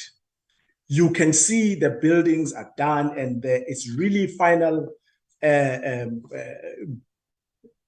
finishes that need to be done there. So what we did as HPP, we said, no, we can't just wait until the building is completed, because there is work that needs to be done in terms of having the museum planner, which is the exhibition research, and which needs to be installed so that you complete the operationalization of this particular facility. And that's the work that we are doing, because we want to ensure that by August 2024, we have, or 2024, 2025, also, we do have an exhibition that can just be placed in this facility once it has been done. So our action now is we are there now to monitor the museum planner implementation in accordance with the plan on exhibition, research, installation, and operationalization by July 2024. Sign the amended SLA with the appointed service provider, bi-monthly progress monitoring meetings, bi-monthly progress monitoring meetings with service provider, but also reprioritize the baseline to accommodate the recurring annual SPCR operational budget. So the issue of developing an exhibition is going ahead, so that when this particular facility is completed, the exhibition is ready. If we can proceed. We are also looking at, as part of the transformation of the heritage landscape, we are doing a feasibility study. We've appointed the service provider to do feasibility study on the Isandlwana Heritage Interpretive Center. In fact, if you could have seen it at the background, at my background, that was the Isandlwana Hill, which is of historical significance, not just in KwaZulu-Natal, but in South Africa. It's also transnational. If you understand the history of the Battle of Isandlwana, its ramifications for the French, for the British. So it is one of those sites that have got the memory that is transnational. So the appointment of the recommended bid, the monitoring of the development of the feasibility study for the development of the Isandlwana Heritage Interpreters Center, that's what we will be doing. And our time frame, of course, is July 2024.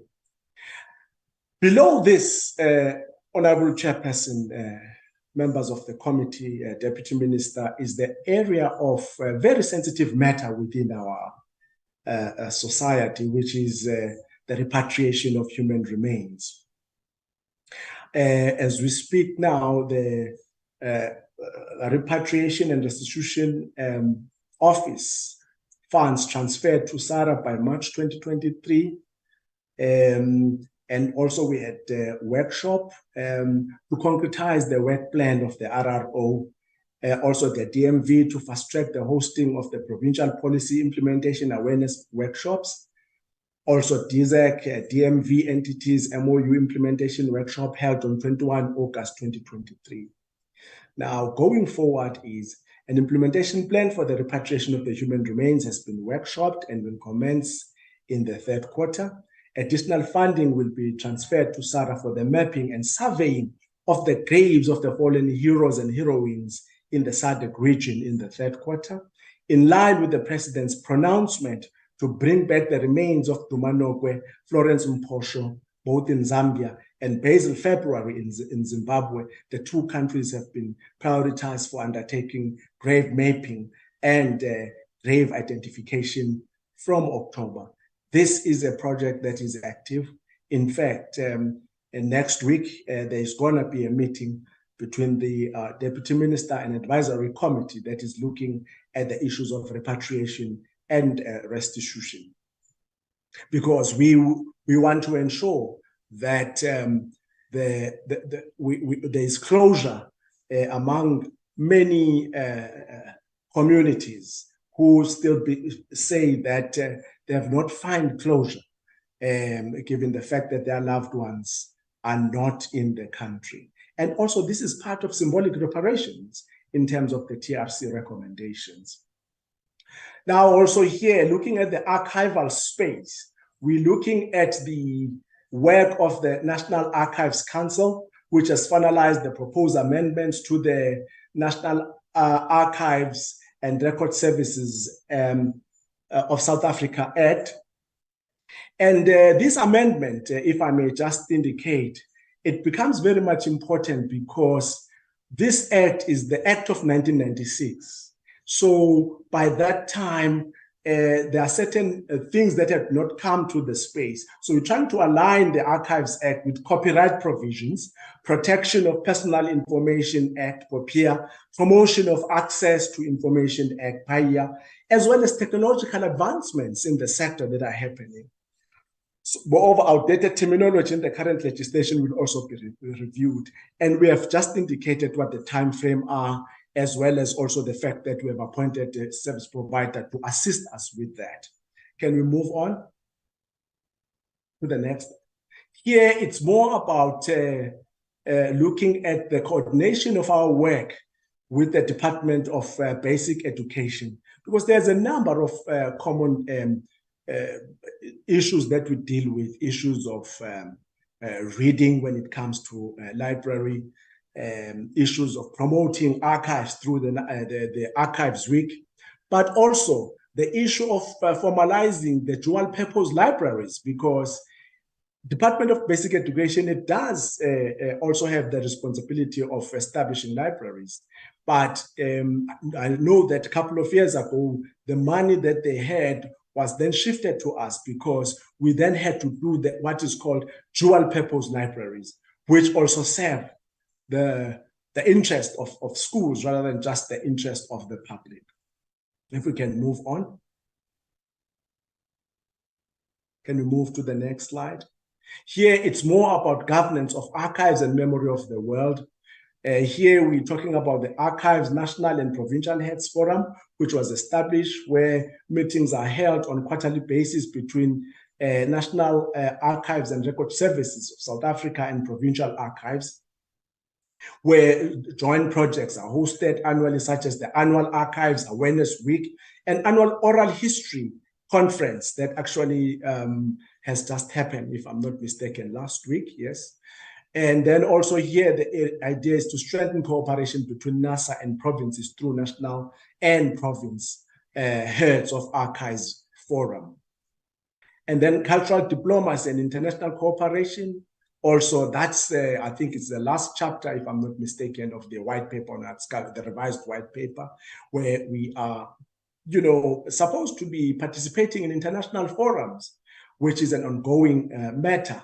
For instance, we are part of the Memory of the World. We've got documents that have actually been accepted as part of Memory of the World documents. And then I'm sure that, colleagues can talk to that. In fact, I think we've got 6, if not 5, already inscriptions currently. But we want to continue to do that because there are so many seminal documents in this country that can really pass muster as part of the Memory of the World. And then the National Council for Library and Information Services, where we were talking about the review of library policy framework. National Council for Library and Information Services is considering proposed amendments to the NCLES Act and other policy proposals from the Transformation Charter. Of course, the request to review the Act was approved by Minister. A submission to request funds for appointment of a service provider to assist with amendments was also approved by the DG. Service provider was appointed and consultation with the stakeholders has commenced. So the action is to consider recommendations of the Library Transformation Charter, which forms the basis for an integrated library and information systems crucial to the mobilization of scarce resources and services. The Charter provides a framework for policy development in the library sector, and the time frames have been indicated, as well as the financial implications, and the fact that that also has had someone who has been appointed to assist us. If we can proceed. Can we move on?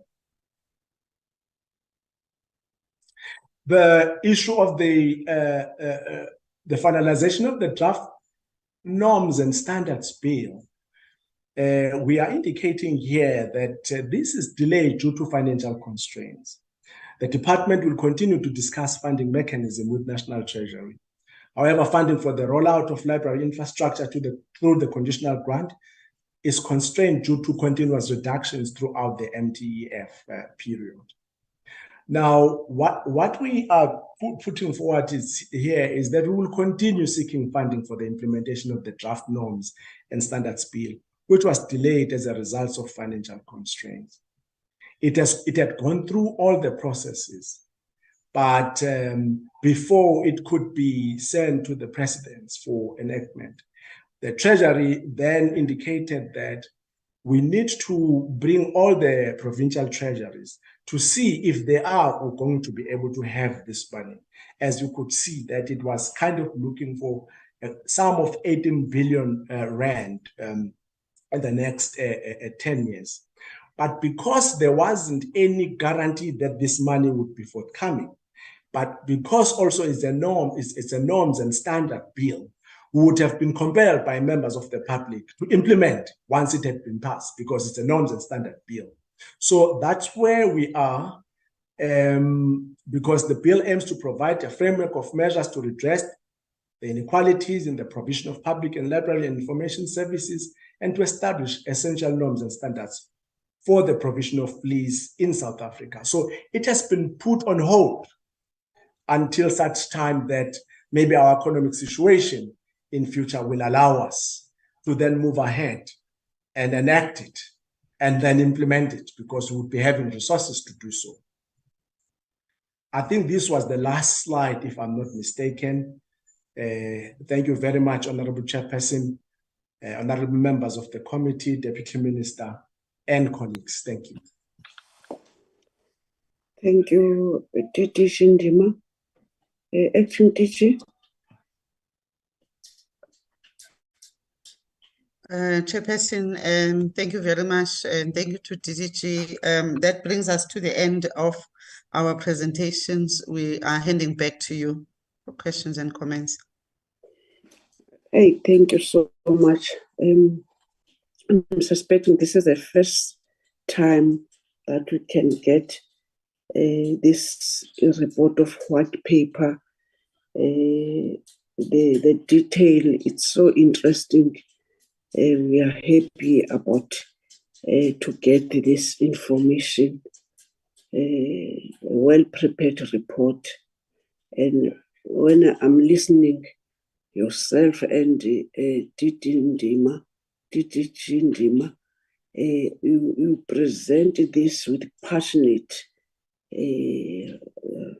I'm hoping that all what we have tried to do as a committee, we are going to support that. Anything that can hinder this work, we are not going to take it very easy. We'll support you 100%. Honorable members, are you still here? This is the report that we ask. Can anyone want to say something?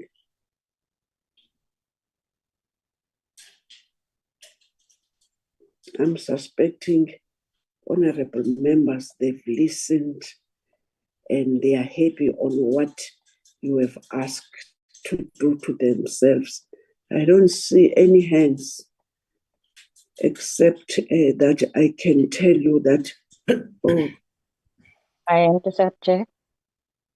Yes, mine too, Chair. Honorable Mamabulo, Honorable Sibia, in that order. My hand is also up. Oh, can I start it afresh? Honorable Adams, Honorable Veronica, Honorable Ted, Honorable Zondi, Honorable Mamabulo, Honorable Sibia. Thank you. In that order. Honorable Mshongo. Chair, I have a request. Sorry to interject. I have a request, Chair. I'm about to fly to Polokwane, and it's the only flight to Polokwane. Can you maybe take me as the second after Umam Adams, please, Chairperson? Okay. Any other member want to be prioritized? according to this. Honorable Adams. Thank you very much, Can we give it to Chairperson. Allow me. Do you mind if we are giving Honorable Mama Bolo, Mama who's Bolo. going to catch the field? Yes. Honorable You can Mama Bolo. continue. Honorable Mama Bolo. Okay, that's fine. Thank you very much, Chairperson, maybe to Tulani. My question will be around the issue of the theatre. They said they're building a theatre in Polokwane, of which I know it has been taking time. DG is correct to say they've been trying to do that for the previous 2 years. It's the same story with that of the football stadium where we spend money and the next thing there's no progress. They are saying they've spent 7 million on consultants or design. How much are they budgeting for that particular theatre, and when are we expecting it to be complete? Yeah, this will be my only question, Chairperson, because that is my constituency. I'm concerned about it. The theatre, the artists are crying there about theatre. They march every year regarding that theatre. So even the softball stadium is the same issue. Thank you very much, Chairperson, for this opportunity. Thank you very much. I'm still here for the next 30 minutes. Okay. Thank you, Honorable Mama Bolo. Honorable Adams. Thank you, Chairperson, for the opportunity. Let me greet the department, Deputy Minister, and all other members on the platform. Chairperson, my question will be as follows.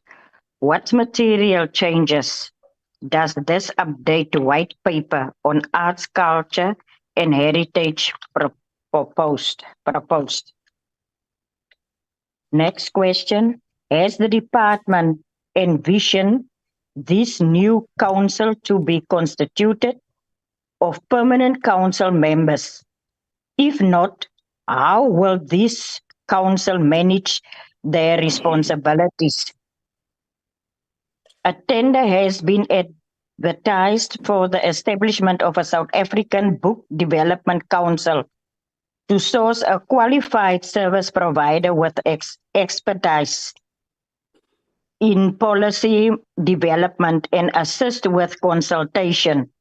Which service provider was awarded the tender and what was the allocation budget for it? The department was to meet with a service provider, HLT advisors, on the development of a music strategy concerning the action in the white paper of the establishment of public policies with a focus on developing, supporting, and promoting South African music on the 16th October for a status report. What are the outcomes of that engagement, and are there any anticipated from the service provider? I thank you, Chair. Thank you, Honorable Adams. Honorable Van Dijk. Thank you, Chairperson, and also thank you for the presentation. My questions are as follow. The book policy, is it possible that we can just get a little bit more clarity on this? I also want to know if it has been approved by Cabinet, who was or is being consulted. I just want to know more about what precisely it entails. Then the Minister of Finance has indicated that there is no additional funding to allocate towards the implementation of the white paper. Can the department explain how it has reprioritized funding towards all these interventions put to us today? And then I hear rumors that the Department of Sports, Arts and Culture might be merging with the Department of Basic Education. Can this be confirmed? And if there are such discussions, how will all of this presented to us then be affected?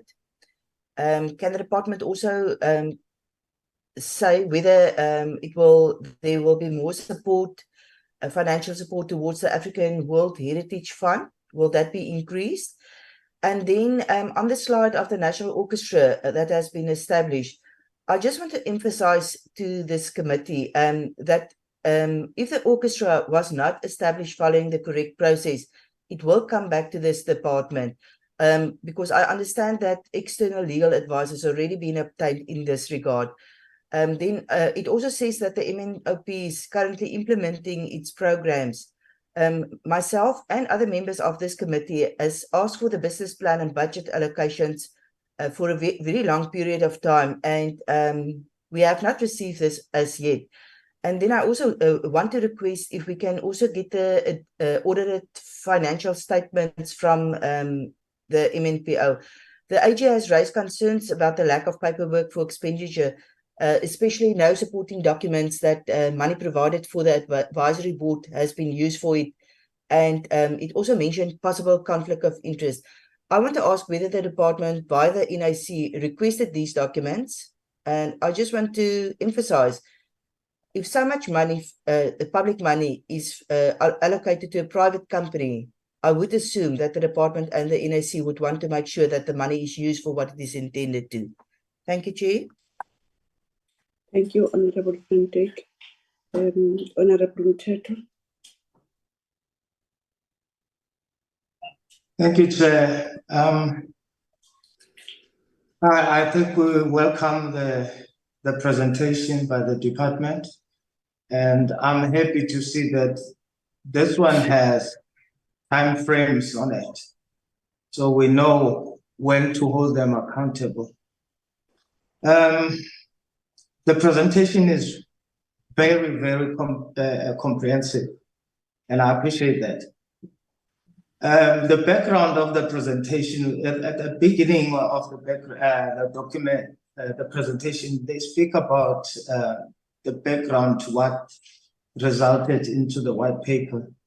And it is basically political discussion, political discourse that resulted into the white paper. But my understanding is that we have moved from political exclusion, as arts and culture was one tool that was used to exclude us. We're now on systematic exclusion. I have never had, since 1994, I've never had a debate in Parliament around arts and culture, especially for the purpose of lobbying other departments, because you know that the issues of arts and culture reside in different departments. Is there any intention to facilitate a debate, a proper debate in Parliament around arts and culture? Secondly, the celebration of cultural diversity.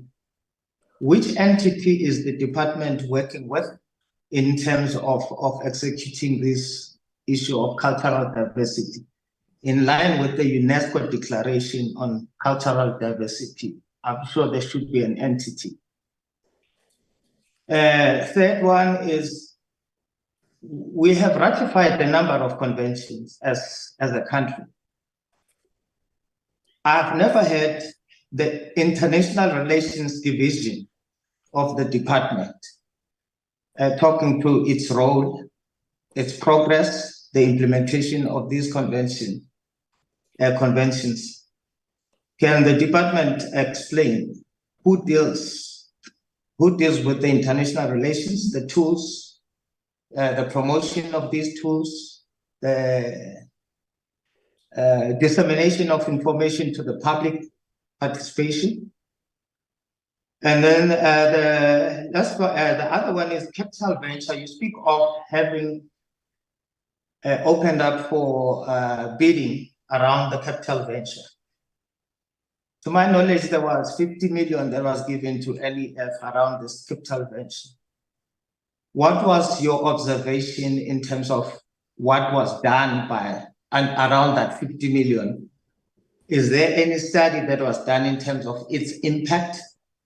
Were there any young people's businesses that were helped by that capital venture?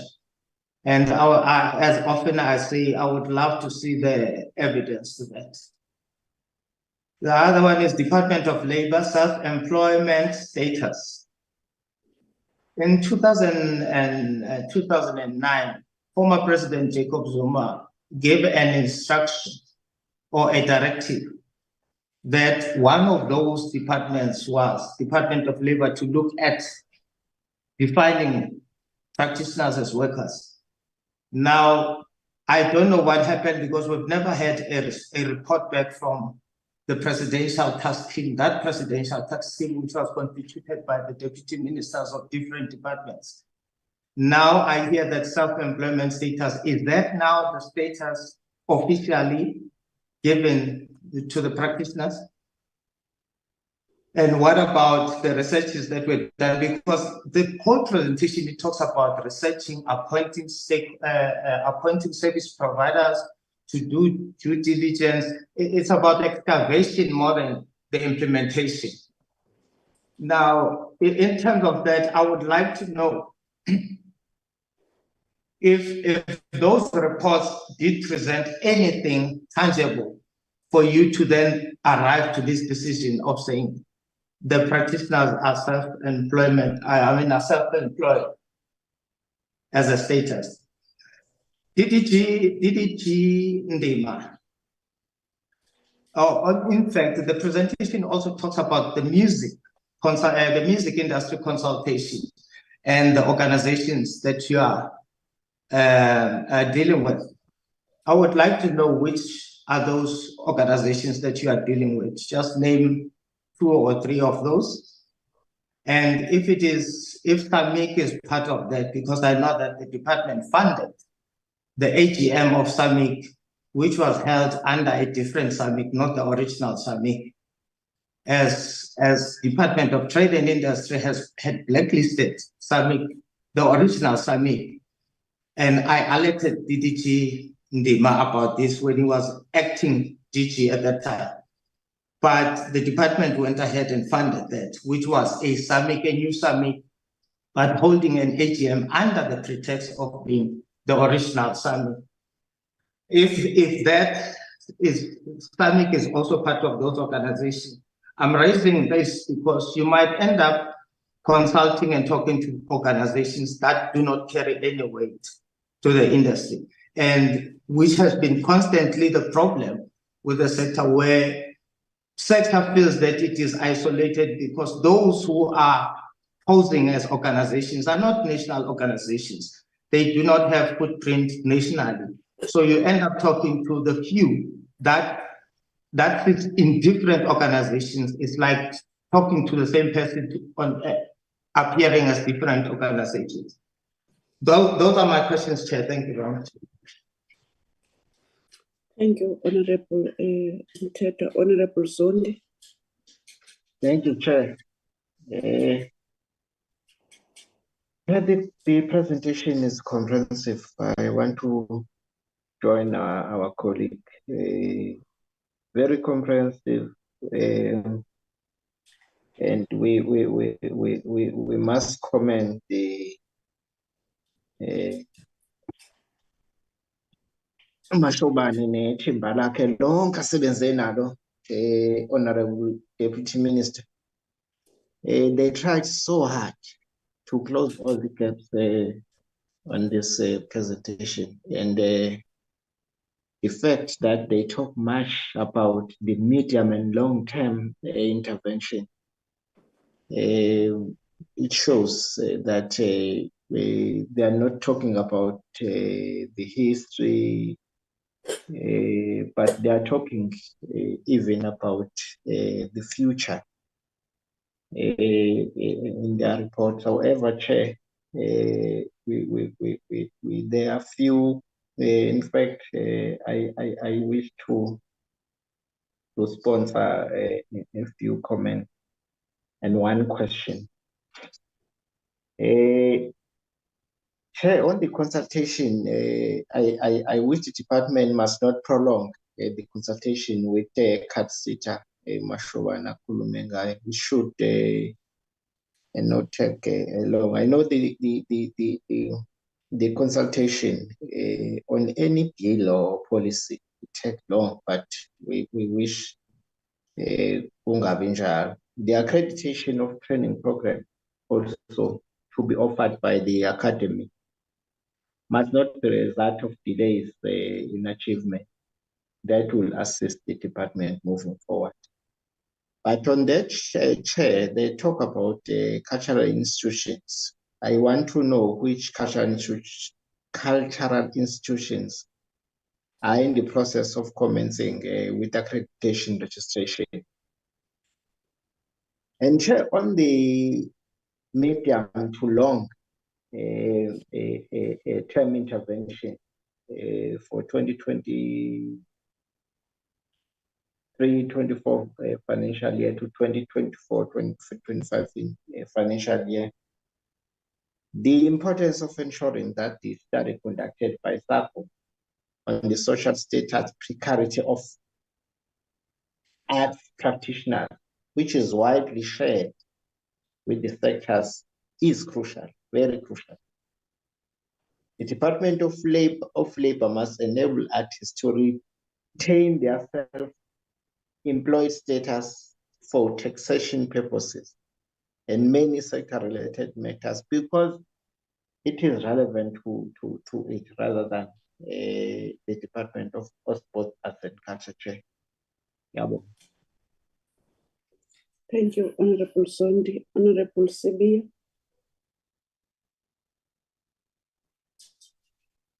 Thanks, Chairperson. Greetings to everyone.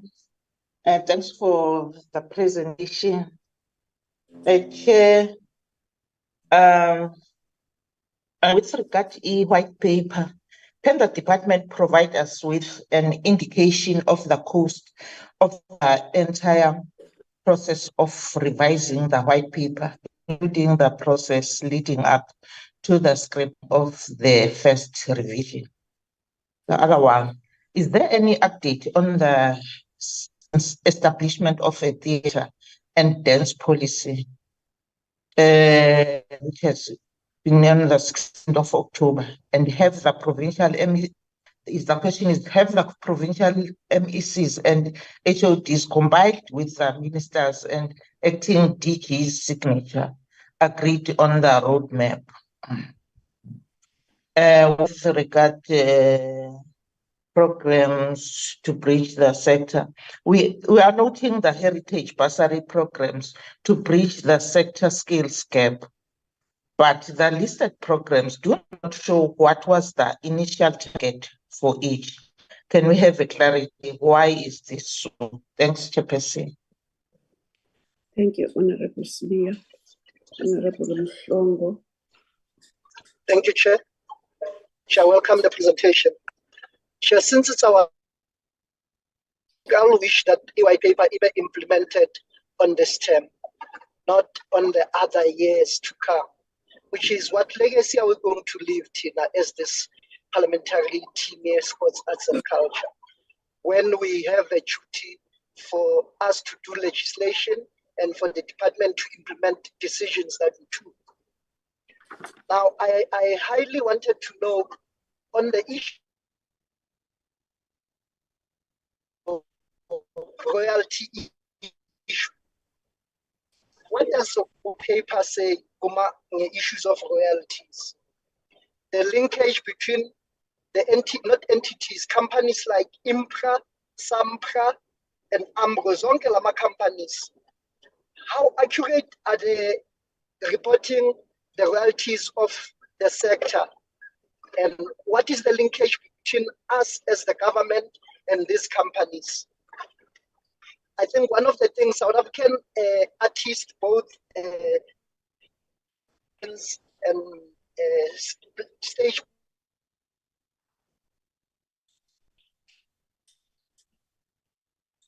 and actors, everybody, they're frustrated by a department or not coming with a plan to assist them, especially when they talk about now artists want to be recognized as full-time employees, like Kubene category the workers, and they're recognized.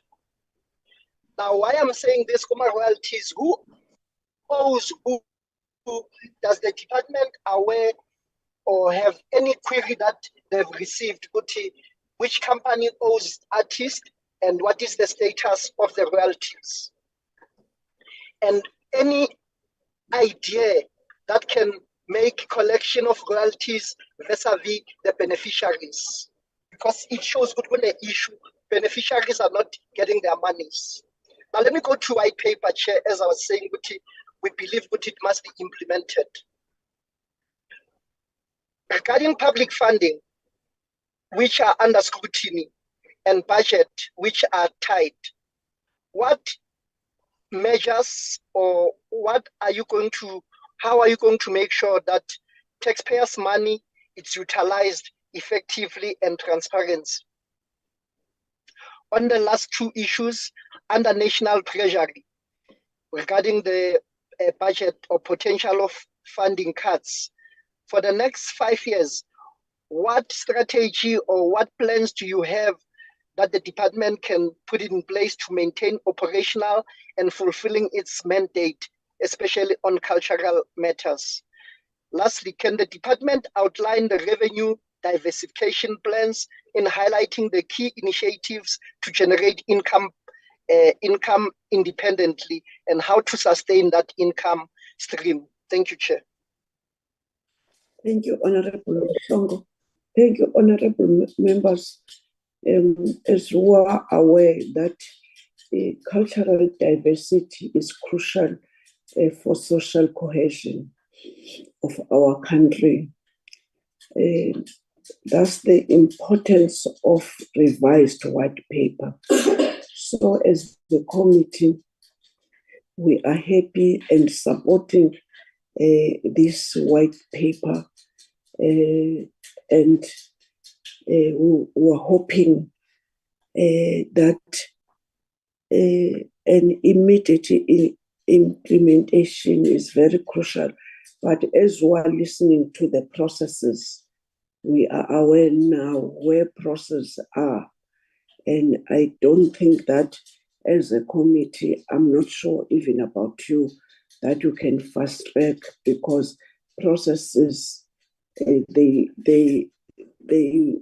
took its time, and they were not going to skip any other process. If even the treasurer, it's signed, but has got these other issues that you reported, we'll wait and see. Last week, we heard, or this week, about the USARA, when we were asking questions about the buildings that you were thinking that are belonging to SARA, that they must own and declare them. But the responses were saying that they are belonging to the provinces. But can I ask, what is the role of a national department? I know that we have got 3 spheres of governance, but the role of national, there's a province, there's SARA, and then there's your national department. And then what is the challenge from the department side in holding the systematic and formalized engagement? I'm suspecting Honorable Van Dijk raised this question with her own words, formalizing engagement with the Minister of Basic Education to be able to accelerate integrated planning. With those questions and many questions from honorable members, we are giving the department to respond. And we must look at the time, honorable members, but we cannot say we can't do follow-up questions. Now is the time for answering of questions. I thank you.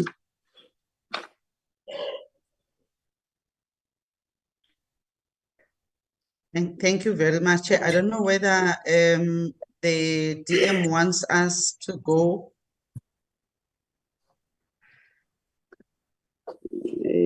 I'm not sure. It's always Yes, always yes, DM yes, Chair. to let what he wants to do, giving to you or summarizing. I don't know at the end. DM? No, Chair, I think they must go. The questions are very critical. Yes. Members, I'll come in. Yeah, thank you. Thank you, DM. Thank you, Acting TG. No, thank you very much for all the questions. I think indeed this work of implementing the white paper has become very critical, you know, as we move, and it was made more so with the experiences and the impact of COVID as well. Now, I want to give my colleagues an opportunity to respond to the questions, and I will then fill up.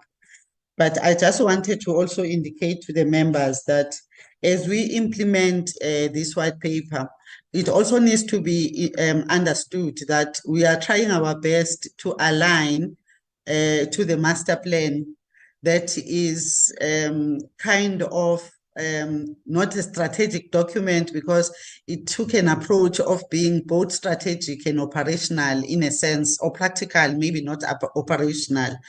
So it becomes very important that we don't look at the white paper in isolation of the master plan. This is why in my presentation, I was also bringing in some of the aspects that were brought to the fore by the master plan, as it were. I just wanted to talk to that. But also to say, mainly, as I also indicated in my presentation, Chairperson, mainly the white paper, especially on the side of arts and culture, it approaches the interventions in 3 different facets, as I described them. Talks to issues of policies and strategies, which is why, Honorable Ntetwa, research had to be done, because you cannot just jump into a policy and develop a policy without a proper basis of that particular policy, and starting from a particular baseline. So that is why you're finding us talking a lot about researching this, researching that, because that's the nature of the approach adopted by the white paper. So you have policies and strategies, as I was saying, and then it establishes institutions and structures that we spoke to. It also speaks to the issues of those programs that it deems to be all about growth and sustainability. So in approaching this particular implementation, the research as a basis of what we are doing became very important, so that we don't develop something and then at the end of the day, it can't see the light of day. I just wanted to make that general comment first, Chairperson. My colleagues will then come in. I'm sure they've been noting the questions, Chair. Mr. Mabaso, you can start and just take those questions you would like to take, and then I will allow Ms. Sekabi, the director, to come in on specific matters like the question on the Limpopo, for instance, which was very specific, and she would deal with that particular question, but also deal with the other questions around the music industry, if Mr. Mbiba is not here. Mr. Mabaso. Thank you, ADG. Good morning, Deputy Minister. Good morning, honorable members. I'll try to respond to some of the questions. I think Honorable Member Adams raised the issue of the book policy. I'll start with that. To say, I'm not sure if it was Adams, but to say how much is the allocation for the tender. We had allocated 1.5 million to appoint a service provider who's going to take the process, the entire process, based on the preliminary work that was done by the task team. So the total commitment for this financial year is 1.5. Currently, the process has started. It's just that we need to advertise the tender so that we then have a book policy for the country. With regards to the issue that Honorable Mhlongo raised of the collecting agencies in the country, I agree with you, Honorable Mhlongo. There is a challenge with the collecting societies generally. Hence, we have from some time back, we have had engagements now to see that how can we best work collectively. But these are independent institutions that members join and they collect on behalf of artists. But as we all know, there's been a serious problem. Hence, we think that through the copyright bills and the performance bills, if those are approved, we'll begin to really have a sense in terms of where we are in the country and standardize and regularize issues that are directly affecting practitioners. But currently, collecting generally, it is a problem. It's an issue that as a department we need to look and see how best we can intervene, but it remains it's independent people that are playing in that space. With regard to the Polokwane Theatre, the issue there is, yes, it has taken a long time. You remember, we started with the first feasibility study some years back, but unfortunately, the site that was identified by the province was then changed, and subsequently, a new feasibility study was done. But by now, at least with the province, we have reached a point where, you know, a site has been identified, bulk services is being done, and now a tender is going in, you know, to construct a new theatre. Yes, it has been a cry for a long time, but at least now the work is indeed happening. The aim, as we started, was that in the next, when the new administration came, was that that theatre will have been completed and work is really beginning, and we have support of the province in making sure that that theatre is indeed constructed. I think Usis Notutu will respond to issues of SAMIC and the music policy. Usis Notutu, if you can come in on that. Thank you. Thank you, ADG.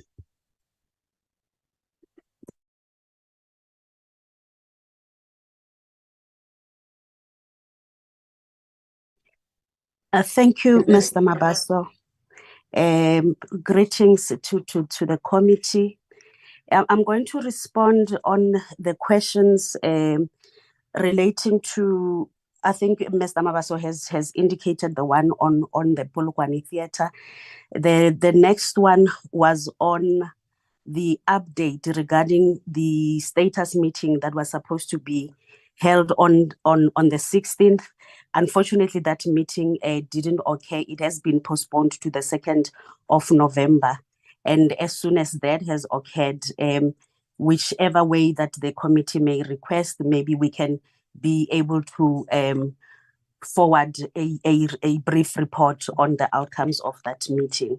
But this music policy, the process has just begun in terms of the appointment of this service provider. I think they are on their second month. And in relation to who they are going to be consulting, it will be broadly in the sector, but the organizations that as a kickstart were indicated from our side.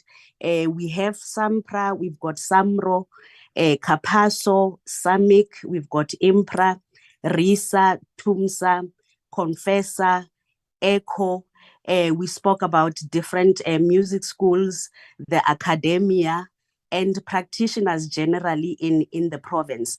And yes, the inclusion of advisory bodies that will be coming from all the provinces, part of the role in this formulation of a policy is actually ensuring that no organizations that will be affected by this policy are not included in the consultation or in making their inputs to what will eventually govern them. So it is a continual process, and it is dynamic in the nature of the vast majority of people that will need to be consulted. So the list is by no means a conclusive, and any further ideas or further advices that Honorable Mthethwa would want to furnish to the department, they will be most welcome. I think the other issue was on the issues around the accreditation by CAFCITA, and the specific question was which institutions have already begun with the accreditation process. At this moment, we can be able to indicate that the Market Theatre has begun. It does have some of their qualifications, like their photography, which have already been accredited, and they are looking to place some of their other subsectors to get into the accreditation process. I'm aware of Mandela Bay Theatre Complex that has also made inroads with CATH-SETA in terms of the accreditation process. But I must indicate that we have just recently had 2 workshops with the CATH-SETA, where all of the institutions, State Theatre, the Playhouse, Peckoffs, which one am I forgetting? The Artscape, the Northern Cape Theatre, as well as the Nelson Mandela Bay Theatre, where part of those workshops where, you know, they are trying to find alignment in terms of what it is that they are offering in their institutions, as well as the courses or accredited modules that CATH-SETA currently has ready. Some of it currently being reviewed, and some of it being developed. So in that essence, also, this is a continuous process, but we know it can be a very tedious one, and we are, you know, constantly with the SETAs, you know, engaging and ensuring that these institutions that we have are able to offer accredited training programs alongside any other of the activities that they do. In terms of the information around the theatre and dance policy, as indicated, this policy also has just recently been approved by Cabinet. So far, we have done a media release, and as it was indicated in the presentation, the letters to the HODs and the MECs are being routed to inform them, and consultation will continue as we align implementation plans of this particular policy with all who is affected, mainly with the assistance of provinces, because most of the activities are occurring in different provinces. I'm not sure which other presidential labor. I think I have covered the questions that I think were directed to the unit or the division that I'm working around. Thank you, committee. Thank you, DDG and colleagues. Thanks, Nondo Tuzelo. Chairperson, I would want us to just go on, but as we go on, I want through you to just go back to Mr. Mabaso and ask that he also responds to the question on the venture capital from Honorable Mthethwa, but also on the work that they have done with the Department of Labor regarding the self-employment status. But before Mr. Mabaso comes in, I just wanted to indicate that it is not the department that is coming with a statement that says artists should have or retain a self-employment status for taxation purposes. This particular clause is in the white paper. So if you look at the format of how our presentation was structured, we had the actions, we took the action as it was in the white paper, and we then gave feedback in terms of what we are doing. So that clause is in the white paper itself. And what you have on the right-hand side of our slides is a response in terms of what we are doing. So I just wanted to correct that because the department has not said that. But Mr. Mabaso, I'm asking that because they've had several engagements with the Department of Labor. I'm just asking that he also responds to that question together with the question on venture capital. Charles? Yes, thanks, ADG. Apologies that I didn't note that. With regard to the venture capital fund, we, in consultation with the arts practitioners, one of the things that was raised was that organizations within the arts and culture sector, they are not necessarily geared towards receiving funding from banking institutions. Hence, the venture capital was set up as a pilot project, and about 75 million was allocated for Black entrepreneurs within the cultural and creative industry.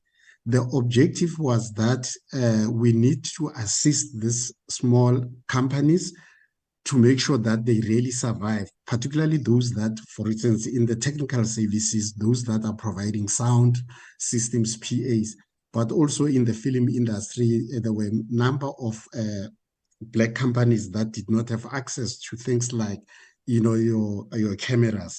So the venture capital was set up in partnership with the National Empowerment Fund to provide loans to those companies. What has happened over the last 3 years, a pilot project, companies came in, particularly what we have seen, there were big productions companies, music promoters, and productions companies in the film industry who applied for that.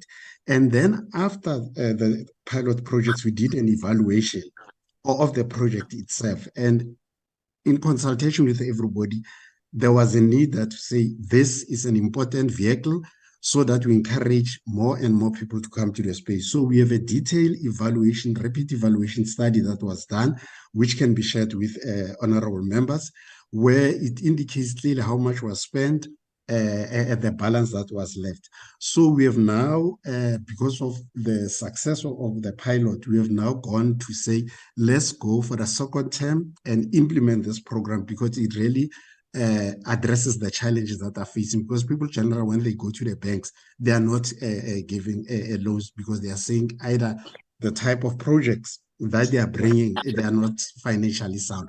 So we have a report that covers the whole issue of the venture capital, and now we hope that the new service provider that will come on board will learn from the recommendations that are in the evaluation document so that we improve in that area. With regard to the Department of Labor, yes, there was that consultation that happened with deputy ministers, but when we went to Department of Labor, the study that they had done, it focused mainly on the film industry. They did not cover the entire cultural and creative sector. They gave us that report, and it was on the basis of that report that we then consulted SACO that let's do a sector-wide study to look at arts practitioners generally in their various disciplines. And hence, SACO was then commissioned to do that study of the social status of artists.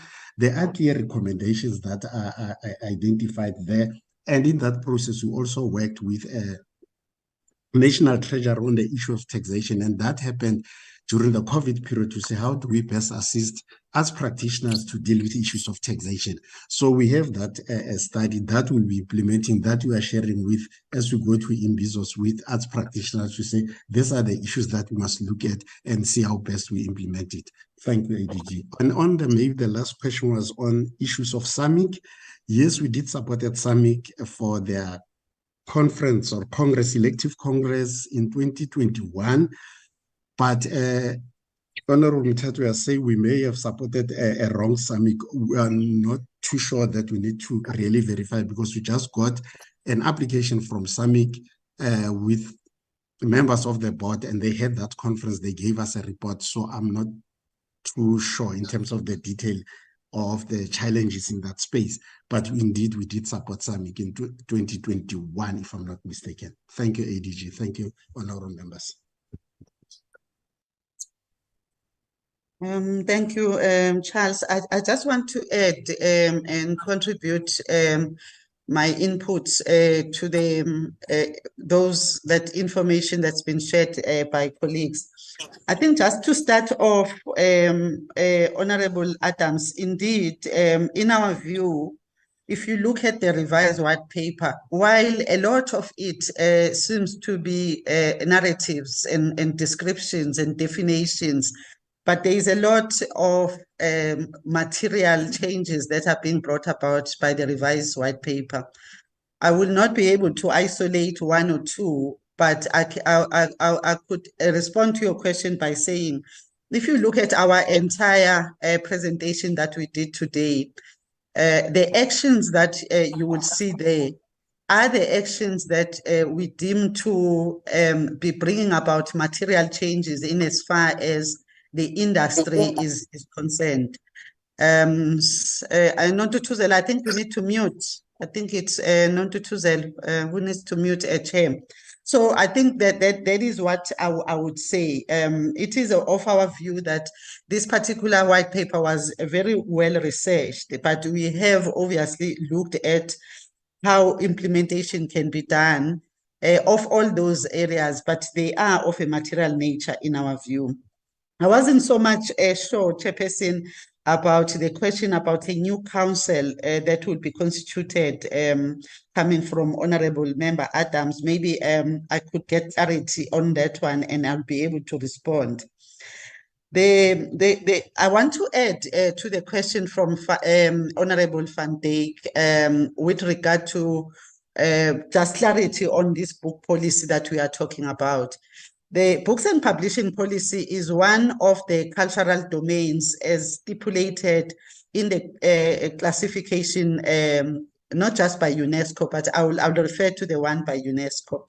Hence the focus on the development, and it also comes from the white paper because it has focused on this particular space as well. Now, when we talk about the book policy, for instance, it's not been finalized. Perhaps let's clarify that one. We have reported that a draft have been produced. It's not been approved by government, as we reported in this meeting. There is no service provider that has been appointed. We reported in this meeting that a tender process has started. Once that service provider is appointed, they will work with the advisory team just to make sure that they sharpen the edges of the policy and it meets the standard of national policies.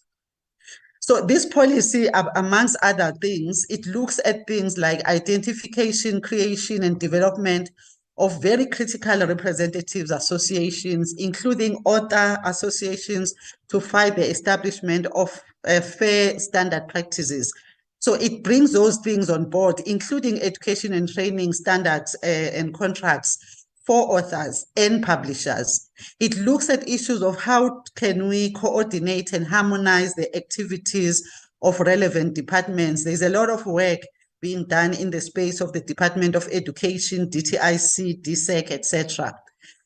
So I'm just mentioning a few, Honorable Chair. It looks at how can we stimulate writing and publishing, particularly in terms of marginalized languages, through sponsorships, buying schemes, etc.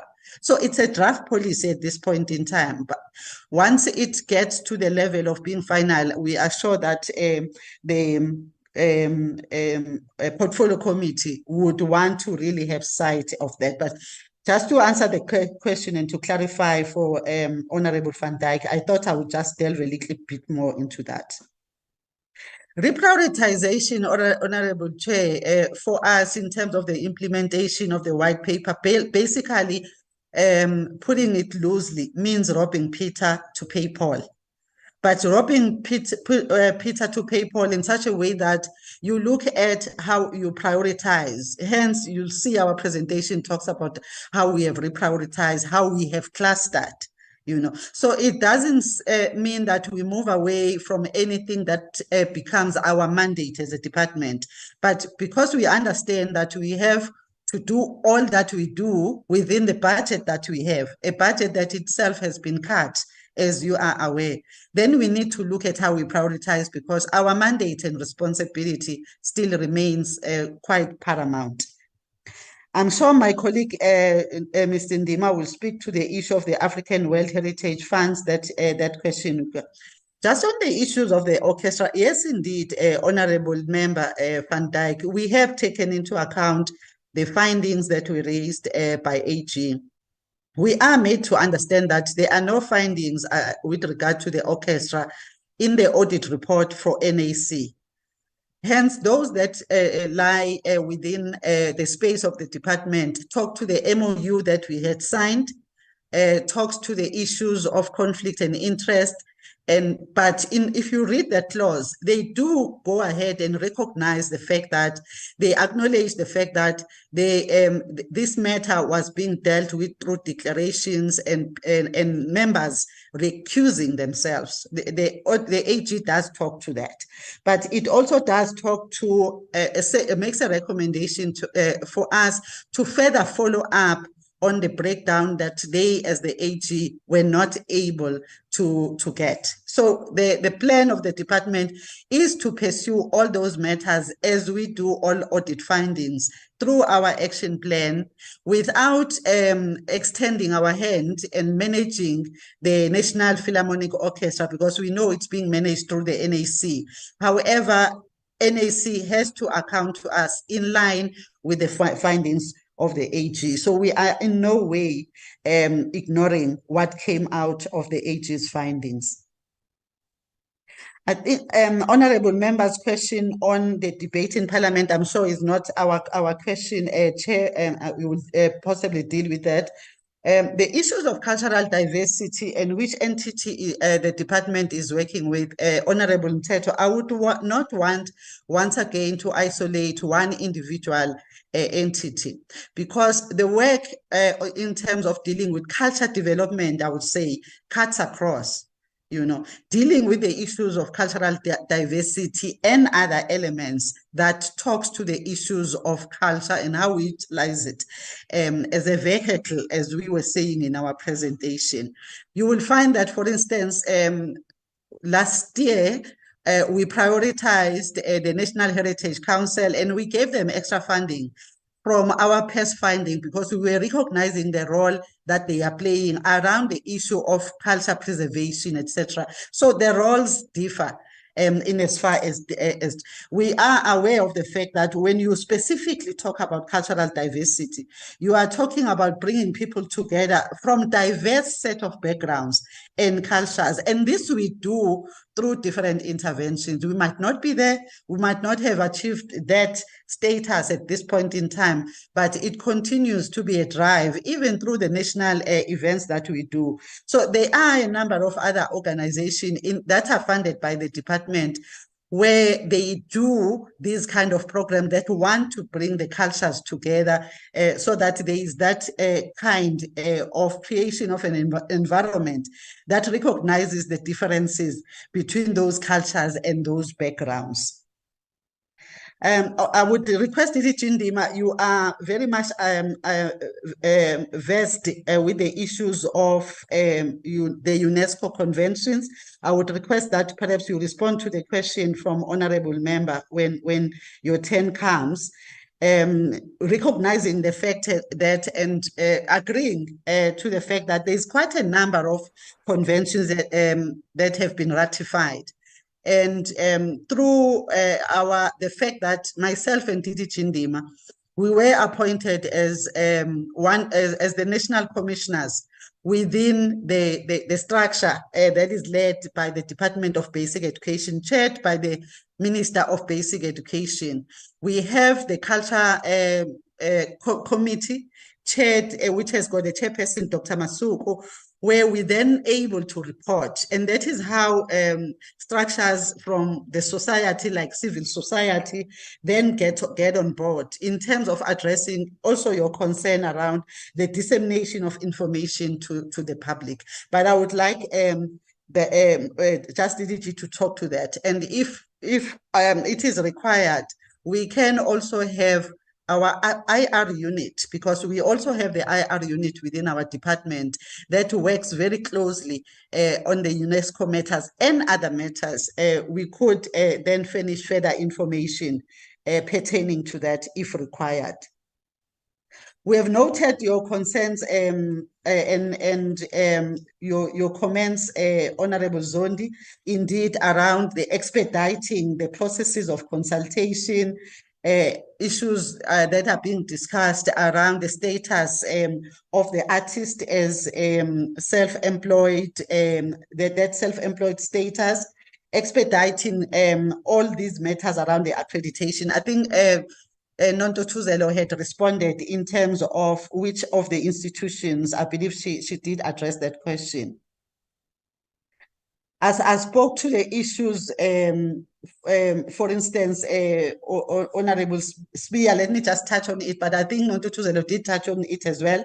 We reported in our in this presentation that the theatre and dance policy was approved in August this financial year, August 2023, and there are engagements currently with the MECs and HODs. I wouldn't say they have agreed to the roadmap, because as we said, the letters signed by Minister going out to the provinces have just gone out, I think a week ago. But I do need to indicate that we are also having a MINMAC meeting with the provincial MECs led by the minister at the beginning of November, where such matters as policies and etc. get further ventilated as well.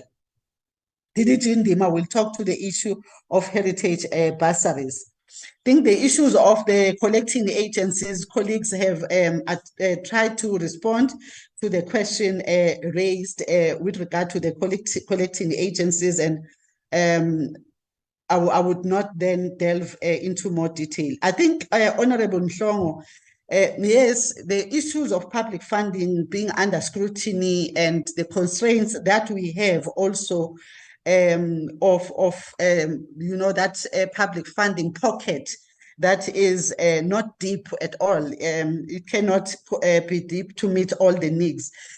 We have our own controls on our side just to make sure that the taxpayers' money is used and used in line with whatever that person has been paid for.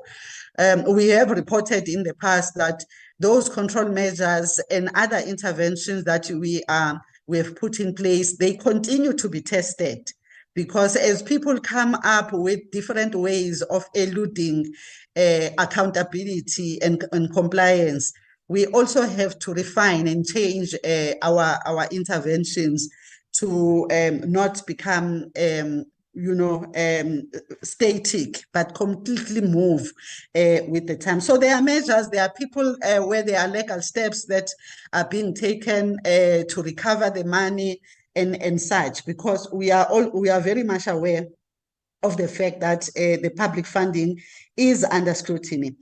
It also goes back to the whole issue of how do we then respond as a department to the fiscal constraints that we are finding ourselves.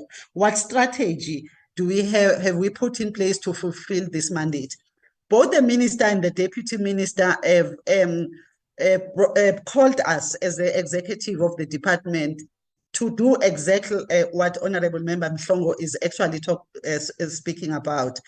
And we have made presentations focusing obviously on those areas which are compromised or affected by the financial constraints that we find ourselves. So there's a strategy as a department that we have put in place, including how we prioritize, but while adhering and being very much cognizant of what becomes our mandate. We've looked at the remaining 6 months of this financial year, and we have reviewed some of the deliverables, where the deliverables could be revisited, and there is a process there that is then looking at the resubmission of a revised APP in line with that strategy that under the leadership of the minister and the deputy minister, we have had to really look at how we refocus.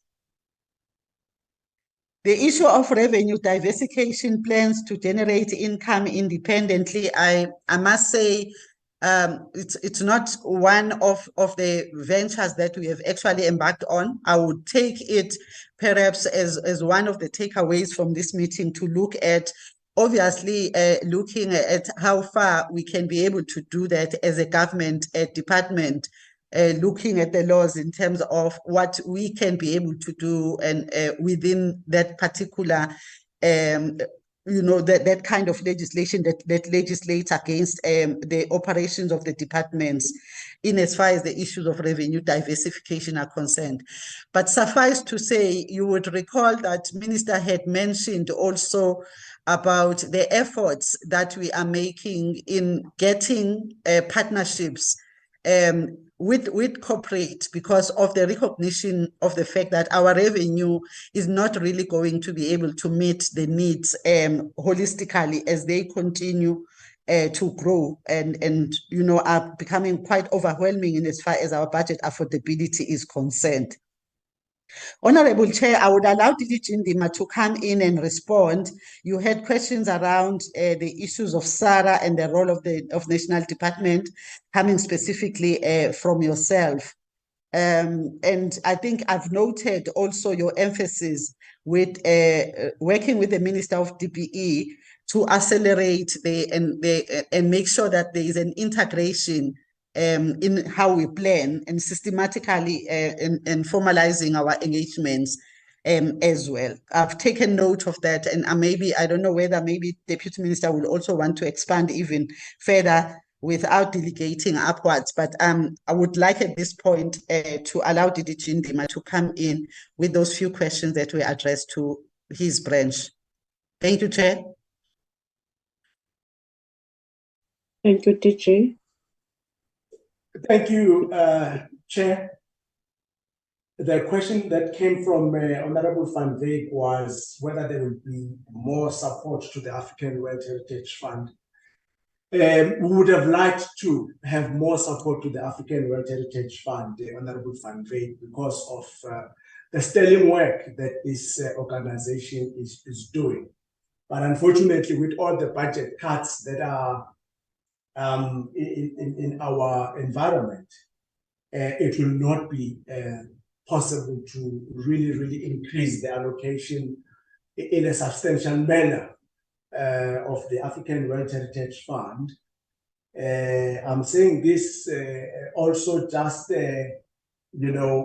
having received the report of colleagues who attended the World Heritage Committee, the 45th session of the World Heritage Committee in Saudi Arabia, where the work of this particular organization was so visible when 8 new African sites were inscribed on the World Heritage List because of the technical expertise that has been provided by the African World Heritage Fund. I would not venture into giving the names of those sites, but I'm just indicating that it is really appreciated that Honorable Van Wyk would even speak about the work of this fund and also the possibility of increasing its funding. It's entirely dependent on donor funding, donation from different state parties, as well as other countries that have been just supporting us. For instance, we've gotten support from Norway, we've gotten support from the United Arab Emirates and other countries that have been so kind to ensure that the World Heritage sites in the African continent are well protected, but also that Africa is capacitated to inscribe new sites on the World Heritage sites. Then there was a matter that was raised on bursaries, which I'm not sure whether I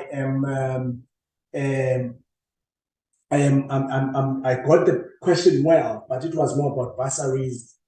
I got the sense that it was what was the purpose of actually funding? Did we meet the objectives? I must say that in the last 2 years, we've been very successful in ensuring that we meet the target for the awarding of bursaries to students in different universities.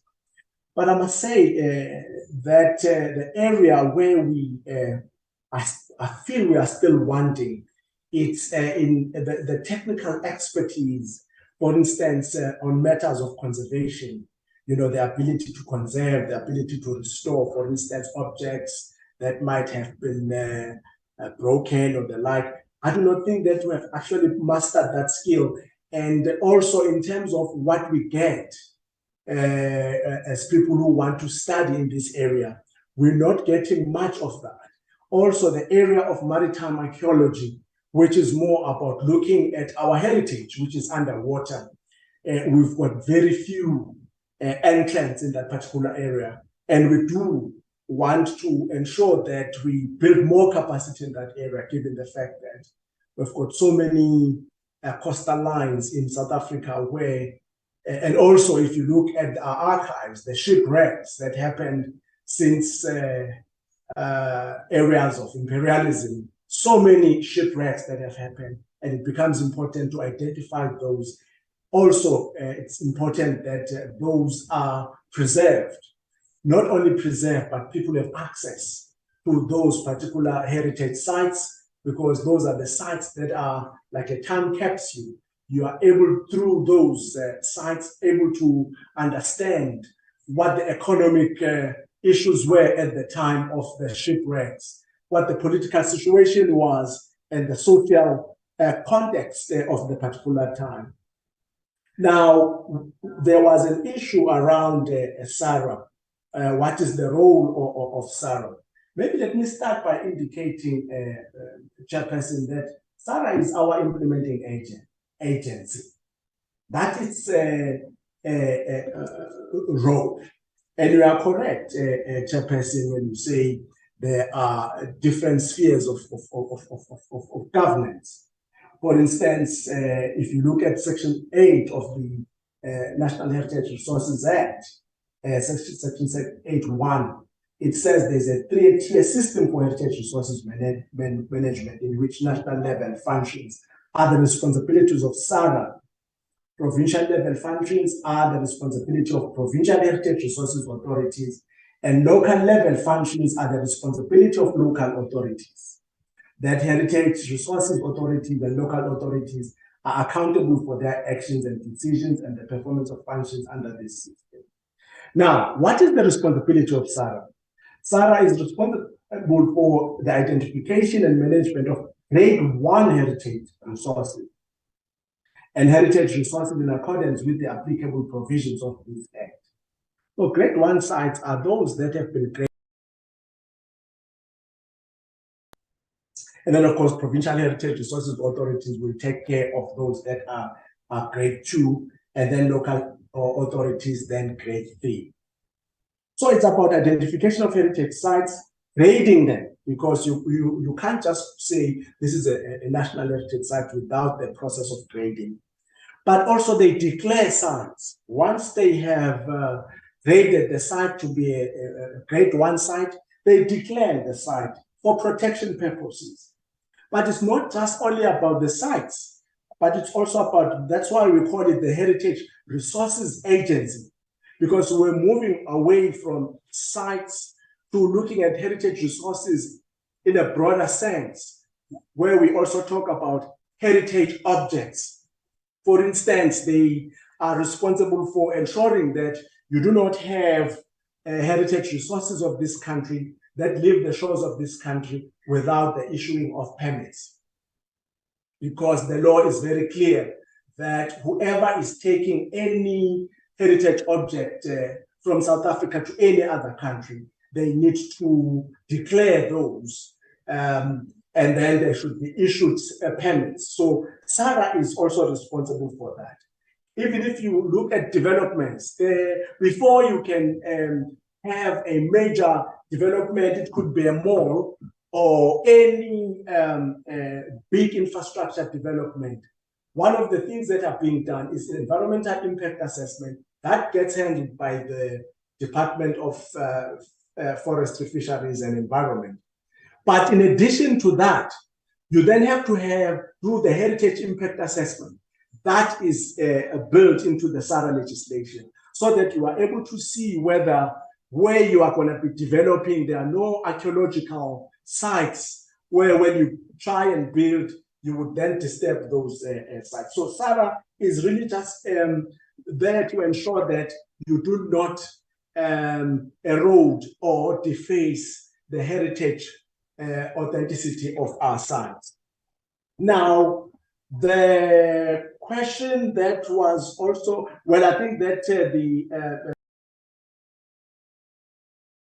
what Honorable Mteto said about summit, but I'm sure that Charles has actually been able to respond to that question, that support was provided and the reasons have been stated why that support was provided. Now, coming to the conventions, maybe just to add to what the ADG was assigning to me, yes, we do, we are members of the National Commission. And the National Commission largely focus on the also the conventions. As late as yesterday, we had a meeting with our culture, the chairperson of the Culture Commission, where he was actually indicating that we should have these quarterly reports on the convention that we have ratified, because ratification, you ratify the convention because you want to implement it. For instance, we are now in the process of wanting to ratify the Intangible Cultural Heritage Convention. The idea is to ensure that we come up with projects to implement it, and also working with the civil society. And I think that, Honorable Mteto, you are correct when you are talking about community participation here, because civil society organizations that have got interest in these conventions should participate. And that's what we are trying to do through the National Commission, to ensure that first and foremost, there are those who represent civil society organizations, but also you do have support experts, people who are experts in those areas, so that government policy and government programs are also supported by such people. So I just thought that maybe let me highlight that, and I don't know whether there's anything else that I'm leaving out from all the questions that were kind of assigned to me. Thank you very much.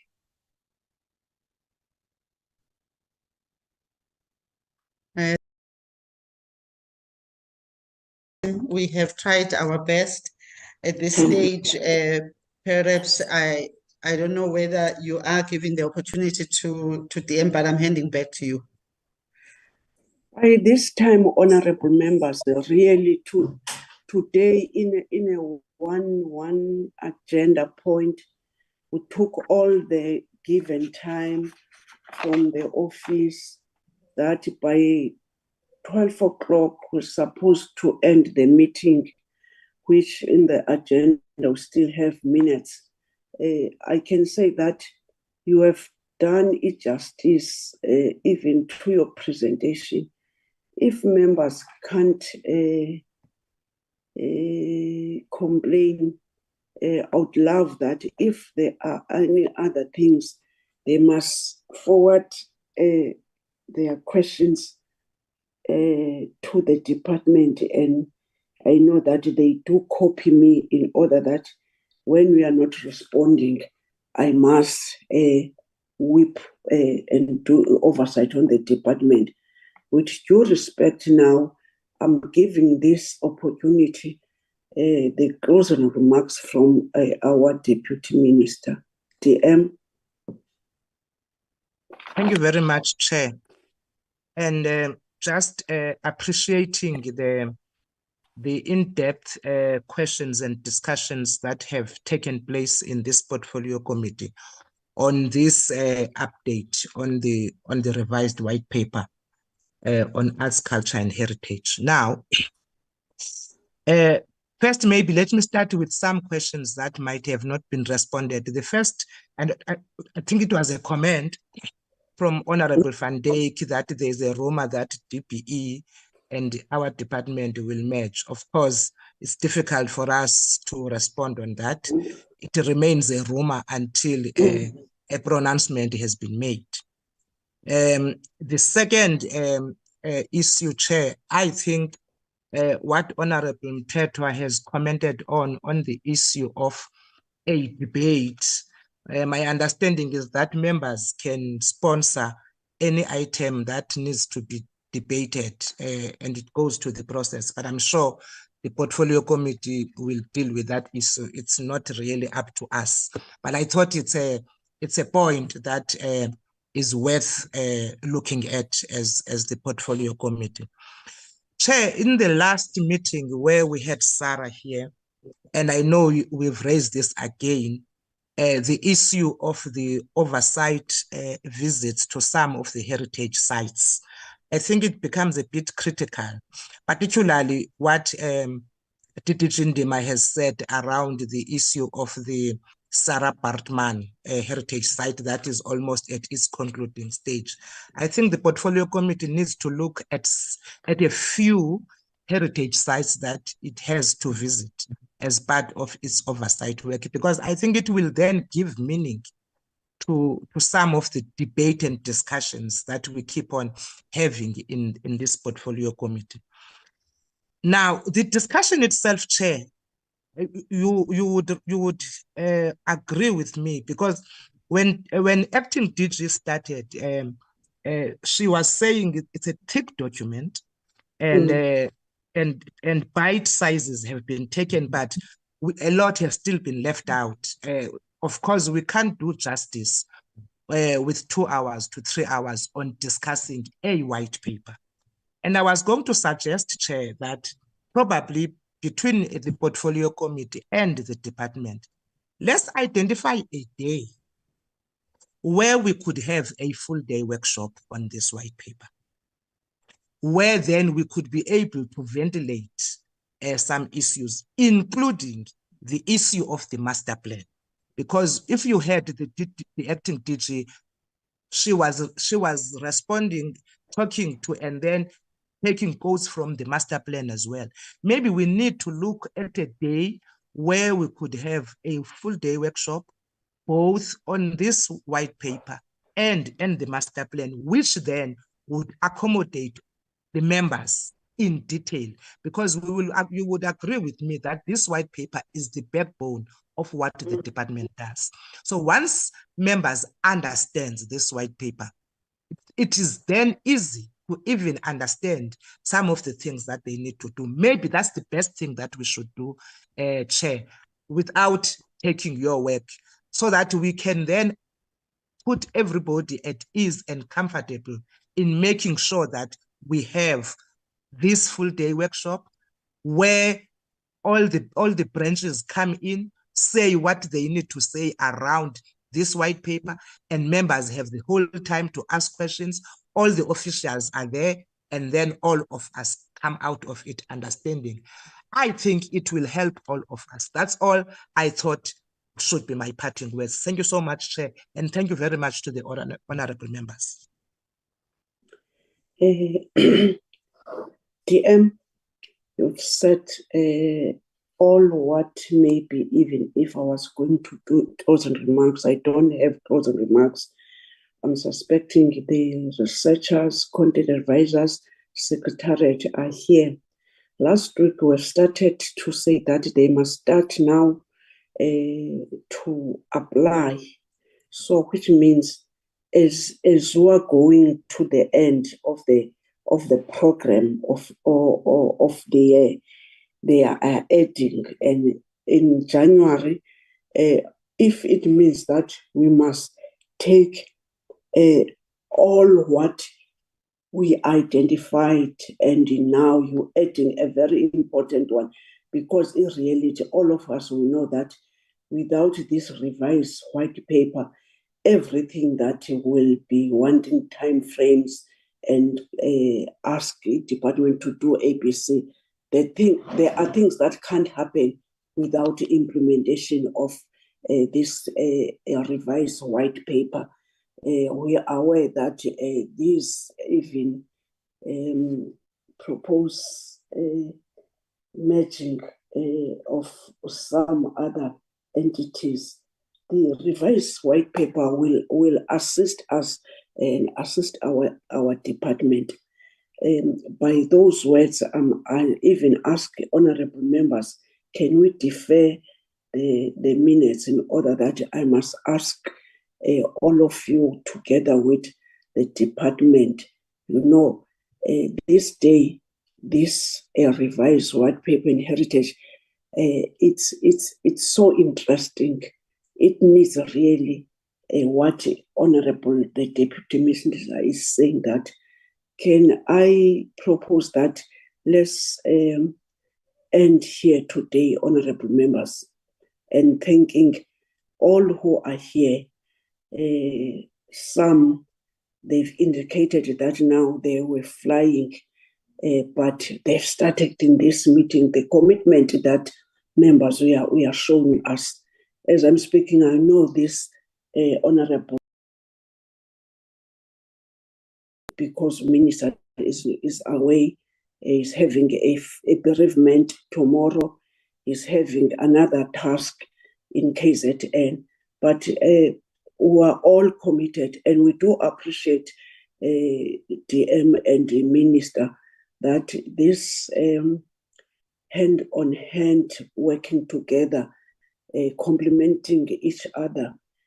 To you members, it's giving us more energy to do our work, as the ministry is not sleeping on the job. The meeting, Zoleka. Excuse me, Madam Chair, I just want to remind you that there was also the tabling of the names for the ad hoc committee. I will also postpone, honorable member, Honorable Zoleka. We started with that. Maybe it was that time that you were having hiccups with the network. Whilst we were waiting you to call the ministry, we dealt with saying that we acknowledge that we have got CVs, and we accordingly on Tuesday we are going to deal with the item, and we've said we are dealt now with this point. You were out correctly, so you are thank right. you, Madam Chair. We've dealt Thank you, Madam with Chair. Noted. members. Honorable the Minister, can I tell you that the meeting is adjourned? Thank you, Thank you, Slalo. Chair. Thank you so Thank much. you. Thank you. Thank you, members. Thank you, DM. Thank you so much. Chair. Thank you, DSAC. Thank you, Acting TG also. Thank you, honorable members. Thank you, our good staff. Your work is very exciting. Your content every day, in fact, you excel when you are given the job to do. Thank you so much. Have a blessed Amaboko weekend. Go Booker! Go Boko! Okay.